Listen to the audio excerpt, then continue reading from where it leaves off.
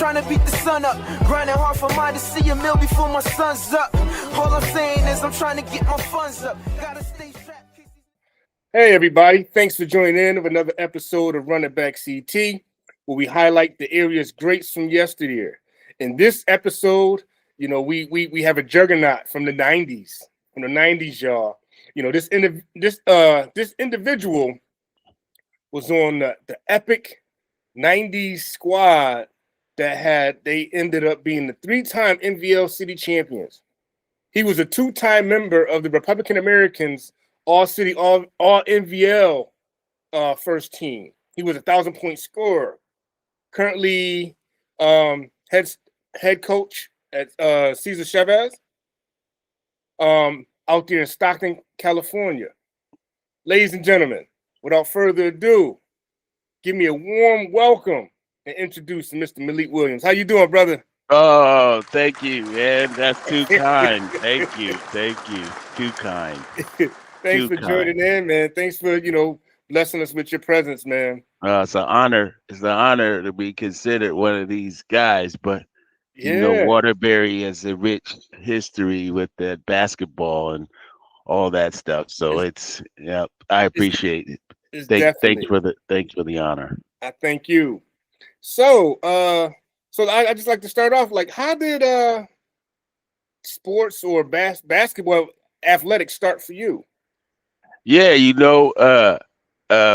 had a basketball hoop outside my house. We came to Connecticut from Denver, so I lived in Denver till about 1980, and really? then we moved. Yeah, then we moved to Adams Street Extension, and wow. We moved to Adams Street. Adams Street was one of the. There was some cool dudes over there, just like Ernie Garlington and Teddy Mack and all these Mike Mallory. And the Bostics. It was a melting pot of folks down there in the 80s. Right. So right. Yeah, moved to Connecticut, and playing basketball was one of the things everybody played. So it was you had a basketball on the court, so you could just jump on there, But you happen to move into a neighborhood that has some ballers. Oh man, really? They wanted to play football, give you concussion. That's all they wanted to do. Take you to the churchyard and smash it. Oh man, don't tell me about that, man. Goodness. Oh man. Now, was it you being young, but was it a culture shock moving from Denver to Connecticut? Oh, most definitely. Out in Denver we had like a yard, and in Connecticut on Adams Street is me, my brother Quince and Dries. We were all in the same room, so we got acquainted, really. We got acquainted. Yes, culture shock too, in regards to music too. That was we could get WBLS on the radio, and we had never heard nothing like that. Oh, really? We had never. That was not. When they WBLS back then, that was the prime station. Oh man, in the urban community. Oh man, that was. We always try to get to the part of the house where it would come in clear. Yeah. Yeah. So that really changed the just listening to the music. We were exposed to all that, of course, the culture too, but getting slices of pizza, and we didn't have that. That wasn't part of the game. So yeah. Oh, okay. Now, did you start playing? Now, when you started playing hoop, was it more of just because everybody was doing it, or you had a genuine love for it initially? Yeah, so like in Colorado, I won this like free throw contest.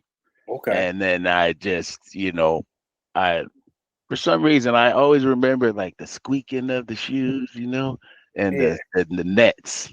Yeah. the sound of the nets, I was like, Yeah. oh man, you hear that? It's like swish. It's like swish. I was like That addicted was to that. intriguing to you right there. Yeah, right there, you got me. I heard the kids, hollering and yelling and the crowd and all that, but the sneakers, the squeaking, and the nets. Okay. I love it. I You just love it. fell in love. I fell in love right there. Okay. Love at first sight. Yeah, absolutely. Now, did you play any middle school ball? Oh yeah. So like when we moved there, let's see. Um, they had Pearl Street, so I played many phase and Okay. through that level, and I heard on this podcast too, talking about Robert Munn. He was on my team. So Ah, work. that was a real treat, man, because and Gil Petaway was our coach. Oh, Mr. And Petaway. yep, and Garnett was on that team, and who we used to play? We used to go against Jerome, and we used to go against Ryan, and at Pearl Street Miniface. And Yeah. so I think even in that this summer, summer league once week games, but Yeah. even back then, they were intense. They were intense, but Yeah. here's the thing: even for mini phase, like you still had to be kind of nice to be on that court. Yeah, Miniface had some players. I'm like, man, these dudes are playing for keeps in the summertime. So In the summertime. yeah. And you mentioned Squirt too, because I call him Mr. N1. Oh, You know what I mean? Because he was special with the point guard skills, the dribbling. he had it already, and he could score. I mean, he could get buckets. He could get buckets. Yeah, he was getting points. So he had the ball. He was way more advanced than any of us because we was just barely staying coordinated, running up and down the court. Yeah, just trying to catch the ball. Catch the ball. Yeah, just catch it. That's all. I mean, don't talk about shooting or going up. Just catch it. So yeah. Oh man. So you played. You get you're getting some of your bones from Pearl Street. Got to Pearl Street. Then I went to West Side Middle School. Went to West Side from living. We moved from Adams Street. Maybe a summer after that, we moved up to Pine Street by the park. Great. Oh, and Pine Street. Yeah, we moved up on Cook and Pine. Okay. And that was a good little neighborhood right there too, because the park was right there. Yeah. It's some different set of guys, but they were all good guys right there in that little area. Yeah. And so went to West Side, and I didn't play basketball in 6th grade. I was a swimmer. I swam. Oh, really? Yeah, I was on a swim team. I was on a swim team. You was on the swim team? Yeah, I was on a swim team, and then and that's the same season too. Yeah, basketball and swimming. That's the same season. I was on a swim team, man. I had a few problems in school with grades, so I wasn't all right. I was in that era where I was getting in trouble a little bit. Yeah. My friends were like, I go find Stanley Foote and Delvin and these guys, and we were not. It wasn't always all positive. So, we got in a little trouble. So I got in a little trouble. My parents were on me, and so no hoops. So I could swim. So I got into the swim thing, and that really helped me just condition. My body was changing. I had abs. I was like, where you get abs at? Yeah. You got abs, and you get the boogie board, and it was a good swim team, and there's some good kids on that team. It was kind of neat to see when I look back at that picture, all those kids through high school that there was that little trail all the way up to Kennedy, and so you see all those kids that whole time. Wow. Now, so to make the swim team, you had to be a pretty good swimmer. I was pretty good swimmer. Yep, I was pretty good swimmer, man. I swam 53. And on that team, it wasn't a lot of black kids. I think it was me and another kid. You know what I mean? Yeah. As the swimming, and was pretty good too. I was pretty good. But then in the summer, I grew, And I was like, oh shoot, I might as well. I played many phase, got some confidence, and then in the Yep. 7th grade, I tried out for the basketball team. 7th grade. Yeah, the 7th grade at West Side, and Okay. that was a good year for that team. I think I can't remember all the guys over there. It was Chris Dunn was on that team. I think Jerome was on that team. We were Garnett, all the guys that Yeah. went to West Side. Wade Battle was on that Wave. team. Yeah, I mean, so he had to remind me of that. Remember walking home, I was like, yeah, I do remember that, man. Stealing rolls out of the lunch cafeteria because he was hungry, the steak and gravy and all that. Yeah, the mashed potatoes. So yeah, so that was 7th grade, and that was Okay. that was sort of the I don't know if it got serious, but we was on the team, and it was you know, building friendships. And Yeah, for sure. Gary Nixon, R.I.P. Gary Nixon, is a dude that always kept it light at practice and kept it fun and had Yeah. energy. And so yeah, Dennis Iverson, R.I.P. Dennis Iverson, because he Dennis was Iverson. on those teams too. I mean, look back at Wow. pictures and I see those dudes, and I was like, man, seems so Wow. long ago, but it was short time while it was lasting. Yeah, because you breeze through that time. Yeah. You know what I mean? And that's what speeds it up. Like you Y- breeze right through it. Yeah. Yep. Yep. You know? So that love of the hoop, just we just kept going, right? It Yeah. wasn't necessarily a year-round sport. I tried my little bit at football because all my brothers was playing that, so we played for the East End Giants, and it's no Okay. good. So they No, go no after good. go after your knees. All they do is hit your knees. All the little dudes just go on my knees and flip me over, man. So I was done with that. Nah, that wasn't working for me. That wasn't working. Nah, the 5'2" guys was always get lower. They just Yeah, get lower. yeah, right. They get lower, flip me. So I was like, I'm done. I'm done with that. And it was cold too. Yeah. Freezing cold, man. The ground is hard like concrete. That's especially like in football season, that ground get hard on you. That ground was hard, man. I said, no, I'm done with it. I'm going inside, play civilized sport. Right. Like, play a skill sport. Exactly. Now, do you have like a competitive edge with you then, or are you just kind of like playing to have fun? And Yeah, so I knew how to play, so I was always just I think it was more of me and having exercise. I don't think the competitive part, the competitive part really for me didn't come until you like go away and you're in college, and then somebody is like trying to get your spot. Then you like every day is you like got to this. turn it up. Yes. You got to turn it At every day. Kennedy, I didn't compete for a spot. I had my spot. You know what I mean? Maybe as a freshman, but they were only going to play the seniors. So unless you're good, like Red Dog, and then Yeah.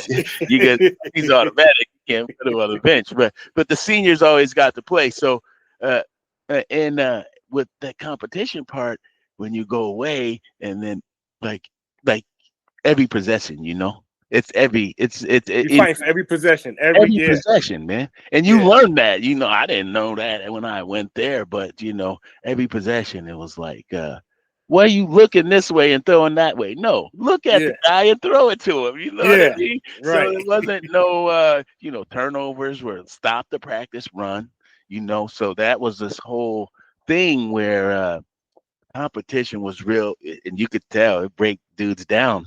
Oh yeah. You get broken down. So I really learned how to compete in college, man. In college? Okay. Compete like every possession. Got you. Yep. Now when you went to Kennedy, did you have any expectations? Like when you decided to go to Kennedy, was there like, okay, I want to start varsity, I want to play JV, or was there any expectations from middle school when you're looking towards high school? Or was Kennedy always the one? Was that always the high school that you plan on going to? Oh yeah, I think so. My brothers went there, so yeah, they had both my brothers went to Kennedy, and they good reputation with school and books, and so they knew of me from my brothers. So Okay. that was kind of neat, and to have those role models go ahead of you. So Yeah. there is an expectation that you're going to come there and not necessarily, play basketball or whatever. But I think when we went there, we had a good mini phase summer league. Okay. And we played, I think maybe it was in phase one at that time. You know what I mean? I can't really remember, but Yeah. I do remember 87 and saying, yeah, gonna go to Kennedy. And I wanted to play. I did want to play. I know that a lot of that freshmen didn't play varsity or Yeah. didn't play, but as I mean, we were pretty advanced, so we were pretty known by the eighth grade because we had won city championship, West Oh, Side, you won. Oh, so you guys had a lot of success in middle school. Oh yeah, that Oh. eighth grade, yeah. So we got to battle those guys and we won some. So that we were winning, and I think it all started from just like winning, From winning. wanting to win, Got wanting you. to win, man. Got you. Yeah. Okay. So West Side, and then we went to Kennedy, and so of course we were in there, and like we could contribute. I Yeah. just thought, oh, I saw the team. I'm gonna maybe make some noise in there. Yeah. For sure. And as a freshman, Jack Tagley didn't really play freshman, but we played all three levels, and so that was kind of neat. Wow. So how many from your eighth grade team actually went to Kennedy? Oh man, a lot of those dudes, because Kennedy takes from quite a bit of area. So there were some guys from, say, like let's see, like Garnett. Mm-hmm. I don't know, Keto Williams, Mike Montgomery, Like Montgomery. Gerald Wright was on those teams. All those dudes filtered right up to Kennedy. All of them didn't necessarily play basketball. I Yeah. think then they went to different sports in the high school, but yeah, a lot of those dudes did. We all sort of transitioned. That's what I meant. Like from sixth grade, we knew the eighth graders, seventh grade, and they were Okay. all at Kennedy, And even we Got knew some Kennedy people, the older guys that the Neil Ware and Vern Reddick, and you. Yeah. we knew them from the neighborhood, and they went to Kennedy. So it was kind of like this. It was like this little community right there. So that was kind of neat to have some Yeah. older guys, role models too. Role Very, model. very good dududes. Definitely. Something to look forward to. Yeah. Mike Definitely look Mallory. forward I to. had knew Yeah. Mike Mallory from down on Adams Street. And so now we were on the big stage at Kennedy. Yeah. Yeah. So And Mike Nally was getting busy over there. Mike Mallory he was him. So it was like, can you finger roll like Mike? Can you try to copy that dude, man? And his just demeanor, his whole demeanor, how he is. He's just a humble dude. He's very kind. And Yes. so, but you get him in those lines, and he's like, "Is that the same person? Yeah. Is that the same guy? Different guy, man." Yeah. So, yep. So going Okay. to Kennedy, didn't really have too much expectations, but knew that we did a lot of work in the summertime. So, Got you. and And if nothing more too, you get more confident. yeah. But we always play with pretty much older guys. I feel Mhm. like there was always an older element, even from playing down at those guys were always a little bit older. Okay. That we were around, so played a lot with older dudes, and they always Yeah. wanted to rough you up, but Definitely. yeah, they always try to bang you. They ain't giving you nothing easy. Nah. You don't get nothing easy. And remember the era too. It was allowed. It was right. You could Hard do fouls it. is just a foul. Yeah, it's just a foul. It was like, you bleeding? Ain't no foul, man. What are you Ain't no talking foul. about? It's blood. Okay, take it out. Your ball. You get it. You talk because your mouth, you holding your mouth. Like, hey, you got to call that. Yeah, it's like, wait a minute, my lip is busted. You ain't call it. Yeah, you ain't get it. You ain't get it. Which was different coming out here because when I came to California and then, they play in recreation and then you go to the basket and then the person got fouled, but they would say, and one. And I And go, what? and one? You ain't make it. You ain't What you talking about? And one is when you make it. And, Yes. then, and Yes. so that out here is the foul. That's how they That's call the foul. foul. That's how they call foul. I said, Wow. oh yeah, a little different transition. So Uh-huh. I learned something out here. So how did your freshman year? I know you didn't get too much varsity time, but are obviously freshman and JV at this point? Yeah. Well, Okay. right. So freshman year was on 3 levels, so I did get to play. I backed up James, and he was the center, and backed up Okay. Jay Johns, and yeah, I got in some time. I got some minutes in there, and got some exposure. I think Phil might have been a senior that year, and that was a fun year just to learn and be with some Yeah. guys and right like was and then of course I played all the 3 levels. So we have a game and freshman, have a game So yeah, JV, and you then got 3 games. yeah, 3 games. So yeah, we was getting plenty reps. And Wow. so yep, that was really nice to have that. Um, I just think as a freshman, you're just learning and you're just trying to learn the speed of the game, the Yep. physicalness of it, trying to pick up the pace, and Yep. then of course the folks that been there at Kennedy uh, don't want a little freshman to come in here and take their spots, but Absolutely. yeah. Uh, Absolutely. uh-huh. And so, right, those dudes that had been at Kennedy, there's like this new regime. Jerome had spot. He got minutes. You gotta get minutes from them. He's Yeah. 20 points, a guarantee. So Wow. you Even can't put back then, even as a man freshman? 18, 20. You gotta put him in. He could score. He can put it in the basket, man. That masks a lot of people's deficiencies. Wow. So So he was a yes, bucket out the gate. out the gate. You couldn't really get him. But of course, how the system works, you got to go through your upperclassmen and Mm, people that been putting in sweat equity into yeah, the game. So and it was nice for them to welcome us. So for sure. Lamar Powell Lamar and Powell. Roberto Gonzalez. My brother was on that team. Quincy Williams on that team. So Okay. yeah, and Nice. it was Anthony Trapman. So some older guys and Huh. Dar- Daryl Smith. And so yeah, Yeah. these dudes all sort of welcome us, and they knew too. They knew that he could get a bucket. So Yeah. uh, that was Okay. yeah, whatever you could do to contribute. So freshman year, I would say I got a lot of rep in freshman JV, not so much varsity, but I got to play varsity as a Hmm. freshman, so that was good.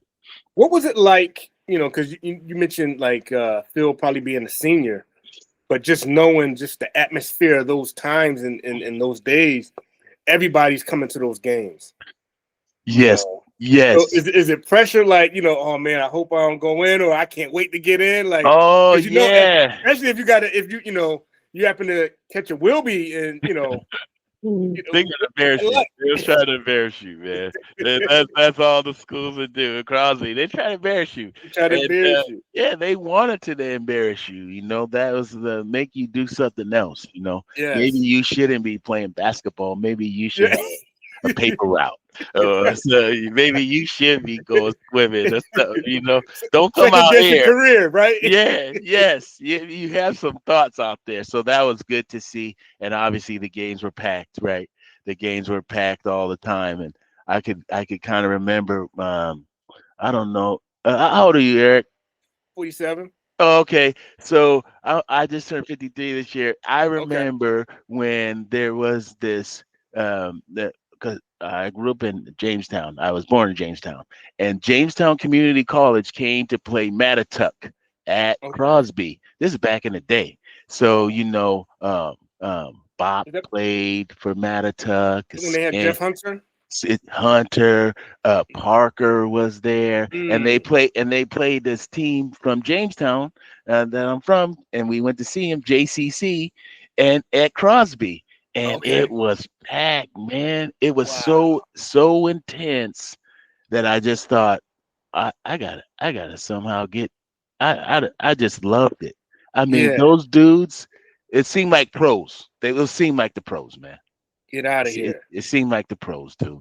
Wow. Skinner, and it was just these dudes, man. Bob could just jump so high. Yeah. I was like, wow. Parker was smooth like he is. I was just like, Yeah. whoa, these dudes are big, smooth, and good. So, Yeah. Yeah. yep. I think when I saw that, I just thought, well, okay. Okay. For me, like I didn't. The crowd, of course, the crowd was frenzy, going nuts. But I thought the players were like the best I had ever seen. Yeah, for Yeah, sure. yeah, Especially these are players that you can touch after the game. Like, hey, yes, Bob and yes. Parker. You You can touch see these them, guys. You see yeah. them. You see them, man. You see them, and they were just kind of like these. They were already big. They were Yeah. already tall. So you're looking up to them already, and then Yes. the stuff they were doing was amazing. Wow. Yep, amazing. So you conclude your freshman year. Hmm. Um. Now, what are you thinking in terms of preparation, like going into that summer before your sophomore year? Yeah, we were doing the camps, so we knew about the camps. We would do some camps, but then it was all about Pearl Street. So First, okay, Pearl Street, that was it. so You got to exciting. do that at least. You Pearl got to do that. Pearl Street, we were doing Pearl Street, and Okay. so I just thought, yep, that will go into the sophomore year, and I thought I made the most game because I was playing a few times a week, and we would always go to all the parks to find any run that we could. Hmm. So we would go to Fulton, then go to Waterville. Yeah. They had hoops at the rec. We'd be down Baldwin. I mean, we go You going all wherever over. the game. We go Chase Park. I mean, we just play. We walk to those games. We would walk. I mean, we were Wow. walking. So um, Yeah. for that, going back to the summer, and then it's like I was ready. So I was ready to start shining. Right, I was ready to get in there, ready to. I knew I was gonna have a chance to start and play. I was had a decent freshman year. So Were you uh, guys losing a lot of seniors? uh, people left. Right, a Okay. lot So of okay. seniors left. Yep. That- Trotman. It was a new regime coming in, and I Got think you. this is 89 maybe, and so Lamar Powell and them are seniors. My Okay. brother and them are seniors. Yeah. So that year, we had already been playing with those guys, and we was ready. We knew how they Yeah. practice, I've been and playing with them. yeah, we was been playing with them. So we feeling like this is our level. This is the Okay. level. At least I was, and Yeah. what was interesting is that season doesn't come till November. Yeah. So you got that whole time from September to November to kind of get yourself squared away, getting this mindset. And I was really serious. Yeah. I really took it serious. Getting some proper sleep and eat and Yeah. just hydrating. And so that point, I was like, I gotta be serious. I gotta be serious, right? Yes. And then I think when I heard that Phil got a scholarship, I just thought, oh, you could go play basketball. Oh yeah. I didn't It is have another that. level. You can go to another level from here. Yeah. Didn't even know none of that. You know what I mean? It's like you could go and play for free. And like so then yes. At that point, before then I hadn't thought about that. Oh wow. Yeah, I hadn't even had no, you know, it didn't align even with my classes. So I Yeah. remember switching my classes to be able to, to take college prep classes to be able to. Okay. Yeah, that first year they didn't do that. So Yeah. even that was a switch, you know. Got you. They So that was like a whole click in your mind, like, okay, I can go somewhere from here. There's a chance. There's a chance. Yeah, there's a chance, man. Yeah. Wow. So sophomore year comes, start out good. It started out a couple games, probably 3 or 4 games. Big game at Crosby, and huge game. And first quarter, I must have had, I don't know, 10 point quick. You know, Oh man. I lay up Stewart, I lay up these, I run into, I get to one play, laid up my left hand, fell down, broke my wrist. Broke your wrist. Broke my right wrist. I didn't know. It hurt. Mm. It was painful. But you know, I was like, oh, I'm still trying to stay in, and just, oh, it's just a sprain or whatever, you know. But when I shot the free throw, miss, came out. It was hurting so bad. I was just like, oh, so disappointed, sitting on the side. I didn't think it was broke though. I just thought, hurt. Yeah. Come back the next, come back the next night or next week or whatever. Yeah. So that game's over. I can't remember win or lost, but go to school on Monday. I was like, oh man, this ain't getting no better. So went to the doctor. Say, hey man, you got fracture, man. Fractured your wrist, man. Yeah. So sophomore year wash, man. Wow. So you only got about 3 or 4 games in. Yeah, 3 or 4 games in sophomore year, man. And that was, we was gonna make a nice little breakthrough. Still stayed around the team. I wasn't going to practice as much, and it's just disappointing year. Were you starting up to that point? I was starting. I had a little even spot starting? there. Yeah, I believe I was a starter. I couldn't remember. I was a major contributor on that. Yeah, because I was ready. You know what I was mean? ready. And I was showing. So I was showing. So I had to get in there now. You know what I mean? I was ready. I was showing up. So you know what I'm saying? So Absolutely. show up, you can get in. So and then I thought too, I was focused. I had some good practices leading up to that. And looking back, Eric, when I look back, I think, injury is part of the game, and but getting hurt actually was this thing that propelled me, because now I didn't have a right hand. I couldn't use my right hand. Oh, so now you developed a left. I got left. Everything left. So I had a cast on my left hand, and I was playing ball with my left hand. I couldn't really get out of the gym, but I had a left. I could go left now. And and that year was a down year, but I think about it now as I grow up and grown, and I could say, oh man, that was really what helped me. Hey, you got to break your wrist. I don't want to have to break your wrist to make you go left. So nobody was saying it worked out. Nobody said he can't go left. You can't go left. Yeah, I could go left. So yeah, sophomore year down, good year for the team. We was able to break through and make the tournament, and first year we won that season. Wow. First year winning NVL, and that was a real just for Kennedy and the program and all the hard work. I think we was primed up, and we was still on the come up. So which made it real just like exciting for everybody around, Wow, because if you think about it, would you say a great core you guys were sophomores at that point? That's right. And then we had the freshman Petaway. So yes. Yeah, he was freshman. And so we had a nice little core. Me and Jerome have been playing together now. This is the 3rd or 4th year that we've been playing together as a core.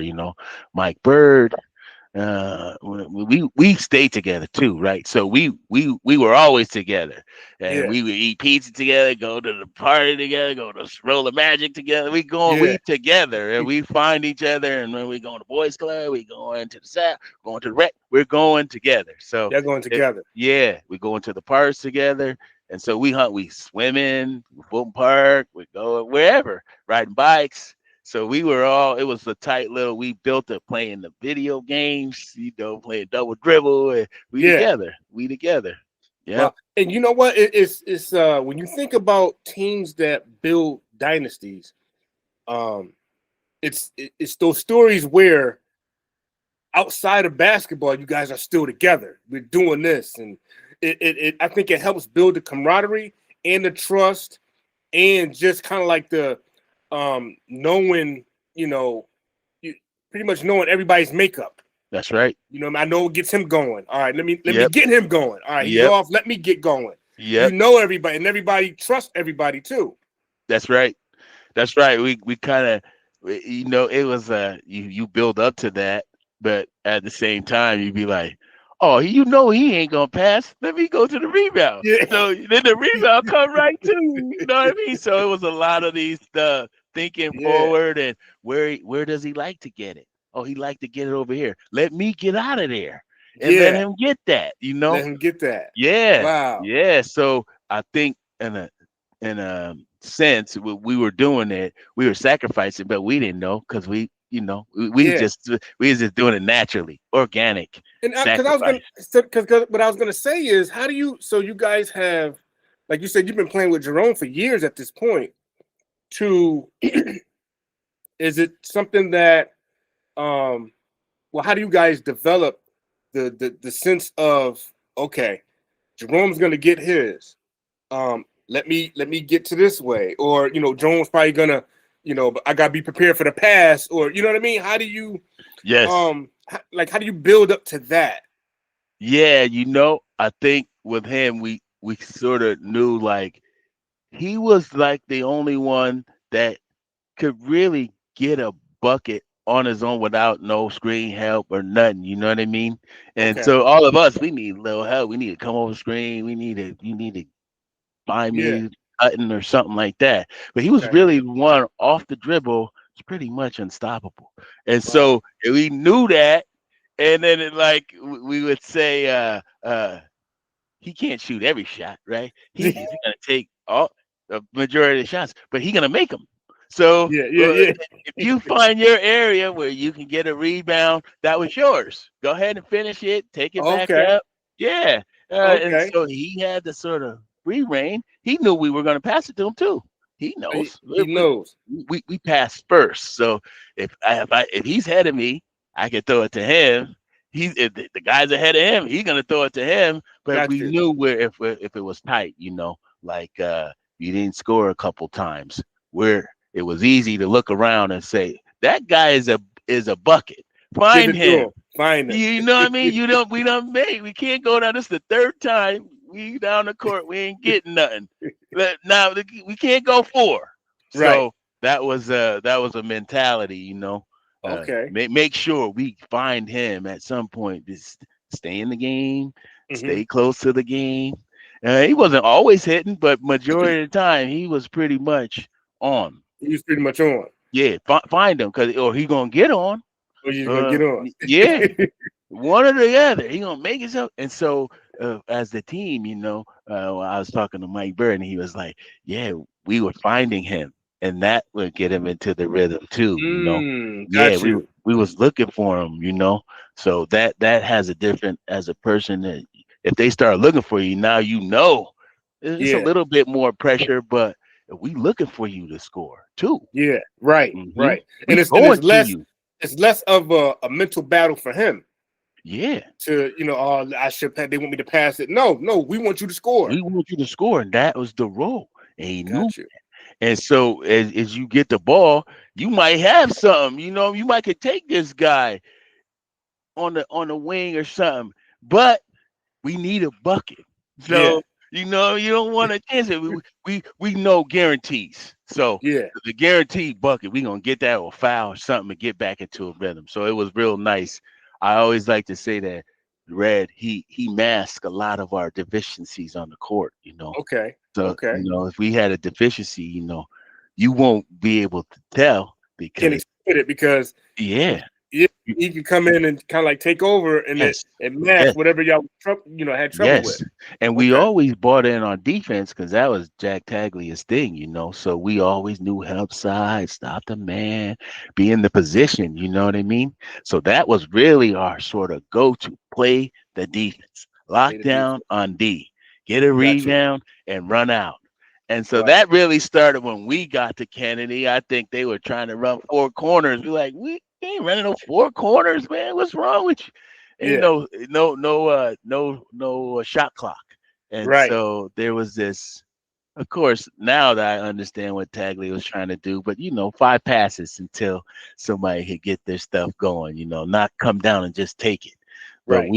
we watch UNLV, so Yeah. we was like, wait a We minute, running man, that. we gotta run. We gotta That's run how that. we get. That's how we get layups. That's how you get easy buckets. And so we kind of switched Taglia's mindset too when we was running out. He gave us some of that freedom where that wasn't his style before. And I was gonna ask, how was it playing under the Taglia tutelage?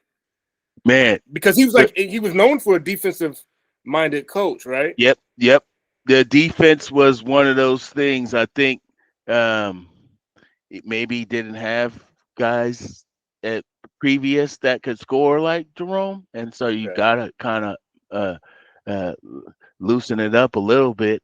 We know that defense wins the game, but you need points. You still gotta make points. You got to get bucket. You can't just play all D. So I think that was a good thing that we came in all the same time because there was a little bit more freedom with sort of if you're open and you're confident. We had been training, we had been practicing, so we were confident that we could make that shot.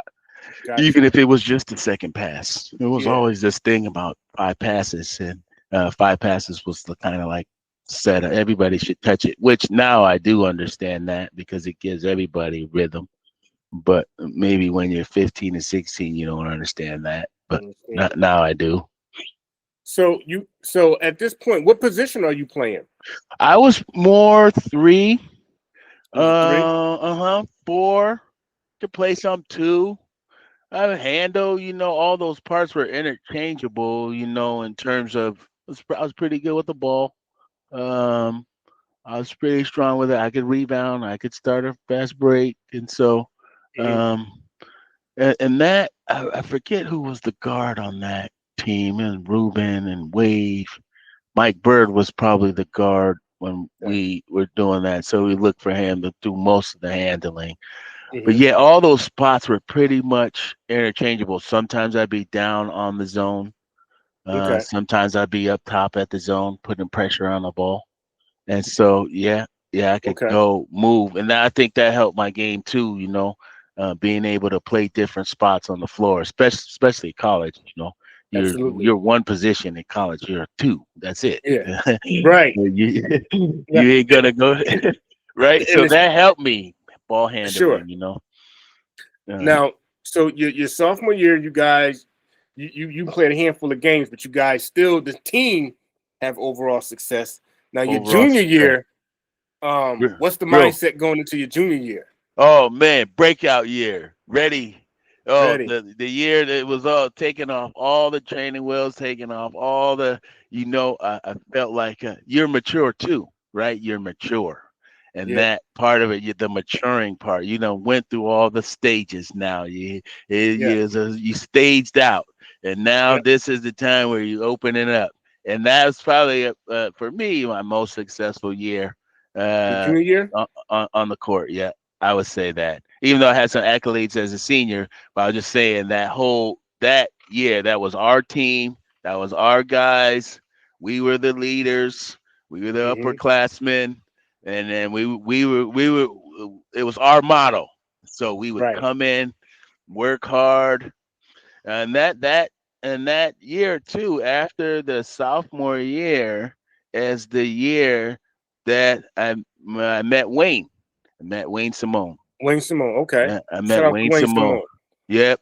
And that was the year that sort of he came after the season, and he got a bunch of guys from the city, kind of just these hodgepodge of guys playing together, and we would travel and that's when I really got to travel that summer. Even though Okay. I didn't have that summer, we were traveling, man. We go down to New York. We're playing the Gauchos, playing these dudes.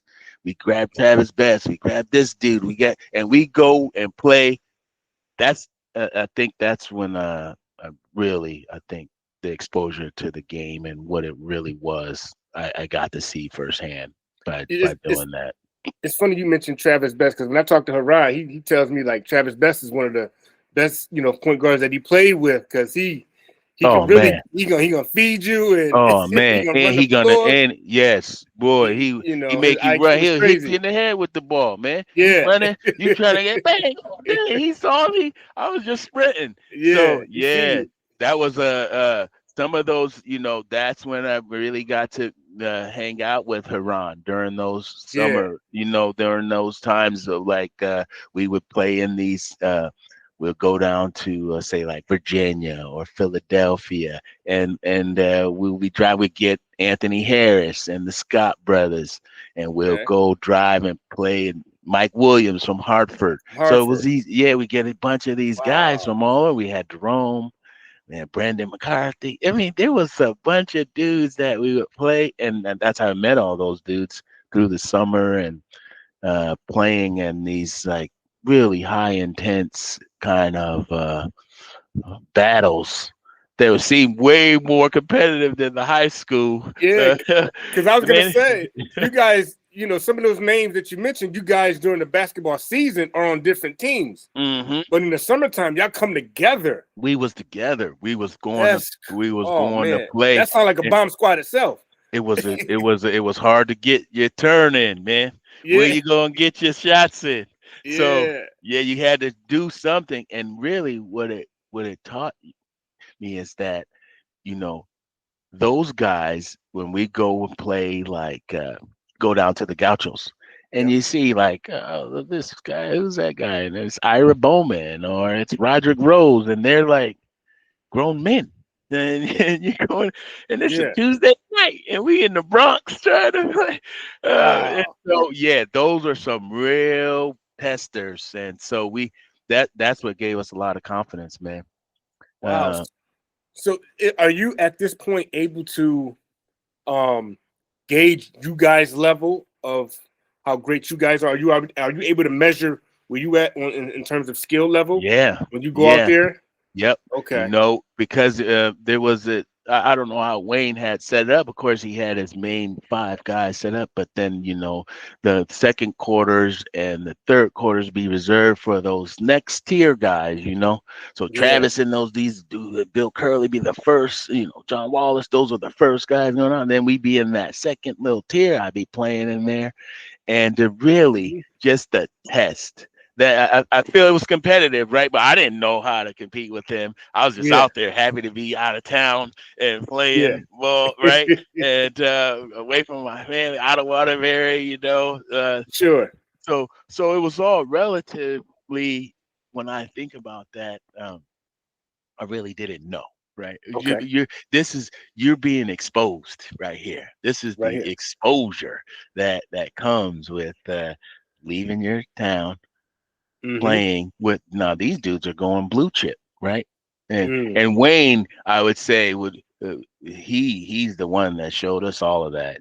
He'd take us down to Louisville, Kentucky. We're playing against Anthony Hardaway. We're playing Wow. against, you're playing against Big Dog, and then you leave there, and then you go to Rensselaer, Indiana. This is all that summer, man. That summer, we left the Wow. whole summer. We go to Indiana. You're going against Jawan Howard and these dudes, man, at the camp. You don't think so. Like, you think of this country place, Indiana. Oh, country Indiana, right? No, it's not country. It's only about 45 minutes from Chicago. So It's true. you get a sense of these places where you're going. It's like, oh no, these are some rough brothers out here, man. These dudes, and that was a camp. We went to BC All Stars. That was a camp that they didn't do no camp drills or no instruction. You played You just games. played. You just You played. got games. You got You game play at 9 games. o'clock. Yeah. You get some cereal, go to the game. You got game at 10:30, man. Get a turkey sandwich. You got a Yeah. game. You were playing games, and that was that whole man. That was that whole build up. That Wow. summer, was we had a nice little summer that year. So So that's in the era where we don't have social media, right? no social media. Where we can kind of like look up this guy. We can look up Anthony Hardaway. We can look up Juwan Howard. But back then, the only kind of like reference point you might have is if they might be in a Slam magazine or something. That's right. But when you see them on the court, like, oh, that's Juwan, that's Anthony. We about to play them at 1:00. Like You about to go against them, and then obviously them. they're not the person that you know today, right? Right. They're the one that's on the come up, and so it wasn't the Anthony Hardaway from Orlando. Yeah, it's Anthony Hardaway with a jerry curl. You know what I'm saying? So, man, when you see Big Dog and you see him walking on his tiptoes, you're like, oh, that's the big dog from Milwaukee. Yes, that's the big dog. So going against those guys, you had super confidence. When the first time we went out to Las Vegas, this is '89. UNLV was good. I remember this distinctly. Wayne comes up to me. You know who that guy is? I don't know. That's J Kidd. And it was J Kidd and Kevin Ali and Meek. They were all on the same team. That's their team. And then we're going against us, Lou Rowe, and we got Travis, we got Mike, we got Red Dog, we got Rome. We got Anthony Harris, so we got squad too. We got squad too. We got real squad too. We going against them. So yeah, we got Haran. We got all those dudes. And so, what was interesting that whole time is that the college guys would come. So you would see Anderson Hunt. He'd be talking to Travis, and you see Larry Johnson. These guys were bigger than life. And then you as a kid to see that just was like, oh, you knew you could go back to your hometown and kill after that. Yeah. And you've been getting smacked around by these dudes all summer. You're going to go back and just destroy. So that's what that junior year was about, just being exposed. Yeah. So now the season's about to start. Do you think it was a hard task for Taglia to kind of like, how does one keep the reins on you guys? Number one, being that you guys played together for so long and you're getting better together. Like, there's like nobody like kind of like outgrew the system. How do you guys kind of like stay compact and listen to the leadership of Tag? How was that? It was good because, it's hard when you say like you've been coaching and you got this one style. And your style, that's your style, you're gonna stick to it.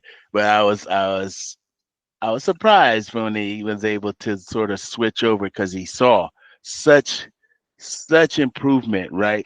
There was such this thing where if you remember, I don't know if you were around those times in those games, but sometimes we get down 20 points. We be down 20 in the first quarter, man. We be getting killed. But we always stayed together, and that's just because we were always together, man. We understood that this was for the long haul. So we look up, like, damn, how we get down 20? What y'all doing, man? What's going on? But then we encourage each other. We get on each other. Nobody take it personal. It was all about to win, and we had this mentality to win. And so we being through repetition, your mind play trick on you, you know what I'm saying? You might be down 20, but you think you even. So you think you even, right? You think you right in it. This is where you're supposed to be at, you know? Right. It's like you ain't. And so through the time, it'll wear you down. We had good defensive pressure. We ran a nice 2-2-1. We could trap. We could run. Okay. You know what I mean? So we would do that, and then all of a sudden, the game's tied. Now that came out the hole. Now the pressure ain't on us no more. We up. Yeah. So it would be tied, but we think we up. So it was and that happened a lot. Wow. That happened a lot during that season, So getting down, and I just think, I don't know, today's mentality is like a kid. I don't know if we always played from behind, but behind was like, all right, now we could put it in gear. We didn't like playing from behind, and we could do both, play with from behind or with the lead. But I just thought behind was one of those things where I don't know, we dug in, so to speak. Sure, yeah. definitely. Yeah. And you guys had a good junior year too. Oh yeah, that's a state year. That's a state year. Yeah, man, we had some good luck. We had Trevor and those guys getting better. They didn't really play in the summer stuff with us. It was just really me and Jerome, and maybe Garnett would come along because there wasn't that many spots on the exclusive selects. Your spots is limited, so we didn't get as much time to play with them. But that year it was we really kind of looked for each other. That's when we could score. Everybody could score. You throw it down, he could score. You throw it to him, he could score. He can defend. He could rebound. He could run. He will talk to you. He will communicate with you. He'll give you some money for a pizza and a slice. You know what I'm saying? You got him when it comes. You know what I'm saying? So there was this whole camaraderie. We had already built it up. It was built up. So let me ask you this: as your game develops, right now, mind you, your junior year, senior year, you can go your left and right. So now you got more tools in your toolbox. Now, is it moments where like you have the ability to take your guy too? Most definitely. How do you differentiate? All right, let me refer to Jerome, or I can take my guy too. Like, is there a battle within your mind, or is just kind of like knowing like the feel of the game? Yeah, I think it was more the feel of the game, and also from playing around. Now we played, right? So now it was this thing where, hey, they trusting you to get a bucket. Now they looking for you to get a bucket. At first it was me looking for them to get a bucket. Now they looking for you to get a bucket now. So now right? So there's this. Now when we throw it to you, you gotta go after them. Go get them. And so that was one of the things where I thought, and plus being in the summertime, playing in the summer, playing with high competition, I think we still might have did Pro Street, but we were just traveling for that summer. So now when we came together and the season, it was just thing that we instinctively knew. All right, we might even take your quarter. It's just time to get busy, man. Oh man. All right, okay. This second quarter, get busy. You know what I'm saying? And we had that, and it was it might have, we didn't say it verbally. It was always this nonverbal kind of communication where we just could feel sort of the game. And now I think that comes with just having reps. You gotta feel it, Do you feel like you off, but can you get on? You know what I mean? The next one is on. Can you make the next one? It was always the next one. And that's how I think we played, and that success from that season was always the next play. I like to ask individuals that played with, like, so you had Jerome that kind of like came out the gate, offensive minded, juggernaut, right? Now as you grow with him and his game, and I know like you play with him in the summertime, in the season, I know you done seen some amazing things from him. You ever find yourself like just watching him? Most definitely. And it's like, wait, let me snap out. I got to play. Like you. Yes, most definitely. You ever catch most that? Definitely. Because it'd be like you watching them and three people guarding them. So you're like, damn, man, what you open. Go run to the basket, man. Three people is guarding him. You could definitely do that. And some of those nights where it started all back when I told you about the squeaking in the nets, because when he would shoot, the nets would just snap like like karate movie, you know what I mean? The nets would just, and so you couldn't get hung up with that. But there was sometimes where he be in his zone. He go in his zone. He go 48, 19. He guaranteed 30 after that freshman year. He 28, 30, and you could just chalk it up. Just put it in the book. pick the quarters where you want to put the points at. You know what I mean? Oh man. Yeah, you can pick the points. Sometimes they ain't have enough space. You know, they had to go into the Got next you. space. Yeah. So for sure was watching them and definitely picking up some of his mannerisms too. You know how Yeah. easy he would do it, how seamless. He was working hard, but it didn't really seem like he It was didn't working seem like hard. it. And Yeah. he was seamless. You know, Yeah. and so I think when maybe Jerome got tired of shooting in that time, so he gonna find us, and we knew that he was gonna find us. So then we run a little harder, get a little closer, make sure Yeah. we get a bucket, because Got you. we make sure. Yeah. Yeah. For sure. Now, you guys are you're growing. The success is, immense. But the thing is, with the city around this time, everybody's good. Everybody good. Now, Everybody's good. what's the games that you look like? All right, I got to get up tonight, or what are did you have any of those games where you kind of like, checked off on the calendar? I can't wait to play them, or Yeah. what was those games? Yeah, no doubt. I think it's every game in the city. Yeah, Every yeah. game. Like they wanted to just beat us. Like teams knew us, knew we were good, knew we had been playing together. They knew us from many phase. So Yeah. they were going back to that. So we're on this level, and I feel like we would get everybody's best punch at that time. They Yeah. were, because maybe we weren't prepared, or so. I just remember a lot of times, damn, how we get down 18, and it's only 8 minutes in the quarter, man. What y'all? We down 18, and so 18. we would never. I tell you, we never thought we was out of the game. We just did it. So you guys never panicked. We It's just like, never, oh, we down? nah, we Okay. never thought we was out of the game. And so I feel like even when we want, even when we play like Torrington or Ansonia, I felt like we wanted to just.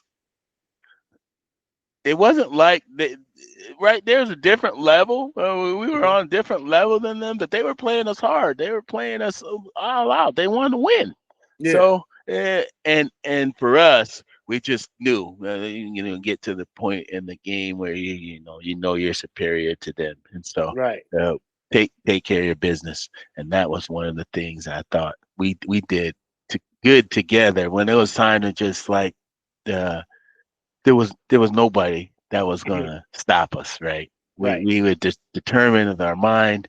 And of course, thinking back now, you don't know, you don't have those words for it, right?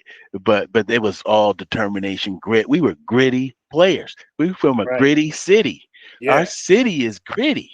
And Sure. Waterbury, it's like I just tell kids, and I talk to kids all the time. It's like, you come from Waterbury, you can go anywhere and make it with your mentality. You can go and do anything you want to do because you got it already. You came from Waterbury. Got you. Yeah. Now let me ask you this: Did your position change from when you played in the summer? Were you like the 3 or the 4 as opposed to in the season, or you kind of like played that position? Right.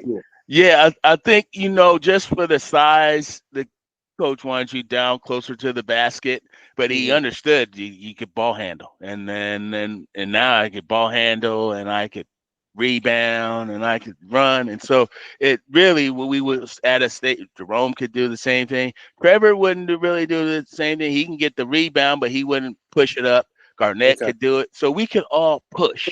And that was a sort of different mentality. Because you get the rebound, we're going to sprint out, we're going to push, and you just run, and you're going to get it. And so that was a really like I start a break, Bo start a break. We wanted a fast break. We wanted a fast break, and teams knew that, and that's how they kind of slowed us down. That some of those years when they hold the ball, take the air out the ball, those are the most difficult games for us. Because we get a little antsy at that, because they would come down. You could hold it for 4 minutes. Like 4 minutes? What did you hold it for 4 minutes? And that they knew that's the strategy, because they want to run. They want to run. Yep. Slow y'all down. Yep. Slow us down. They didn't catch on to it till later, Yeah. right? Because we speed them up. Yeah, you get a Right. lap, it's okay. We come right back at you. So It sounds like you guys. I can only imagine the intensity and just how like the fireworks of like you guys going at Wilby, because you're pretty much explaining like a Wilby style. Wilby style. They're gonna push that ball. They're gonna push it. Wilby was one of those fun games because they want to run too. So They want to run too. That's what I know. It's a track meet. They don't want to slow it down. The faster they go, the faster. So it was up and down. They always had those guards that stay at it. Like they were at it. They were at it. And they're tough too. They're gritty. Yeah. They're from the city. They're rough and tough and play hard. And I feel like too they want to punk you. And so if they don't beat you on the court, we're gonna beat you up. You know what I'm saying? In a fight. I'm like, oh man, you're gonna beat me up now. So that was that whole thing too, where it's like we couldn't have that. Yeah. We're gonna beat you at this hoop. You won't fight, we can fight too. You know what I mean? Let's too. fight. Yeah. Let's fight. And so we from the same place. And so it was this whole thing of like we wanted to win at anything. We wanted to win at the fight. We wanted to win at the ball game. Yeah. We just did. And so and then I think that garnered a lot of respect on both sides, Definitely. from that. It was a respect thing too. And when I talk about, hey, respect is earned. We earn that, Earned that. We earn that through that forum for sure. What are some of the things that you guys worked on in the off season to get your endurance up to be able to play that style of play?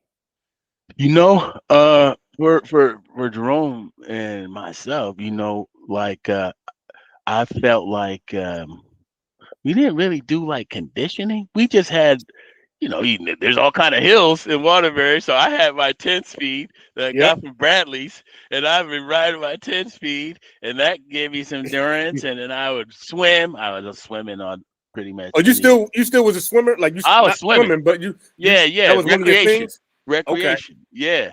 Yeah, recreation. And then obviously we were playing a lot. So there was wherever there was a game, we didn't do so much so like, oh, we're gonna go train today, but it was just like we get up together, we go, if it was a hot day, we're gonna go float and go swimming. Then later on we might go bring out the basketball, play. And so there was this thing where we were just active the whole day, all day long. Yeah, all day. And all day too. We was walking. That's the crazy thing. That's walking, man. That's endurance in itself because you're walking to get to point A to point B. Exactly. C and D. You're walking. Yes. You can't even your calf sometimes won't let you do it, and your face be all salted up. You be like, "Oh, I'm done. That's it for me on this one." Yeah. And so the endurance, I think I feel like it really came from all little activities that we do during the summer, where it was like I had my bike. I ride down to the rec from Pine Street, or ride to the park. It was always on the bike, in the hills. It's like I don't want to go that way. I'll go all the way around. You're gonna meet one hill. You're gonna meet a hill. It was flatter on Bishop Street than Cook Street, but whatever, man. So you're gonna meet a hill. Yeah, you're gonna meet one at some turn, but some of them are less grade. So the hills were one of those things like, oh man, if you could pump that hill, you could do it. I would never want to go up Woodlawn Terrace or the back of Pine Street, because that was the hill that make you get off the bike and start walking. So for sure. Make me get off, man. But I felt like and that carried over too, because we pretty much played basketball every day. Right. Every day we played basketball in the summertime. Yep. And I remember going to college and we played basketball every day, even on Sunday. We didn't have no game, no practice, no nothing. My roommates, we got up, got the ball, we went and Still played. Yep. So you guys definitely, even with the success of your sophomore year, it's targets on your back. So your junior year, y'all following that same success trajectory. So you on your road to repeating, what are some of those what would you say was your toughest game en route to that Oh that boy, that season. Yeah. That season was many. People tell you about it, but when you're in it, you don't know, right? You don't know. You're in it. You're in it. So you're like, you're in the fire. yes, yes. So you're in it, and people are telling you all the stuff that happened during it. Oh, You did man. this or you did that. And how come they see 30 years later they still think you can do that? I can't do that. I can't. I can't do that. Man, what are you talking about? But but the when you're in it, it's unconscious. So we blocked out a lot of that stuff, and when we was down in that season, it's probably the greatest in terms of how far we got to the final game, and then look at who we faced in the final game. The front line, the guy 6'11", this dude's 7 feet, this other dude is 6'9". In New London, they were just like these big tall. It was like, whoa. That went against them trees, the mountains. Yeah, we went against very great year. I remember beating Kobe Cathedral that year, double overtime game. I remember some of those games at St. Aquinas, and just it was magical, It was magical, and then to do it with your bros, that we gonna share Dominic Piers after this. We kept the same routine, so it was like man. Now you could reflect on it. It seemed like back then we didn't because it was like, what's next? What's next? We didn't really reflect on it. We didn't even really talk about it. We all need to get together. We all talk about just, hey, let me get together and have a fellowship, talk about those times we was smacking up teams left and right, man. They was after us, man.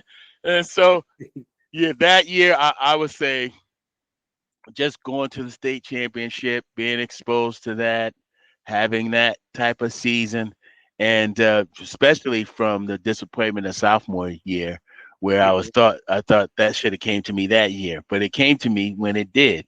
I was mature enough to handle it. I was able to handle it, and as a team, we always like to crack jokes. So me and Wade, we cracking, trying to keep stuff light, and people get a little offended, but we would just joke because the seriousness of the moment. So some humor and light, and it could just take some pressure off you.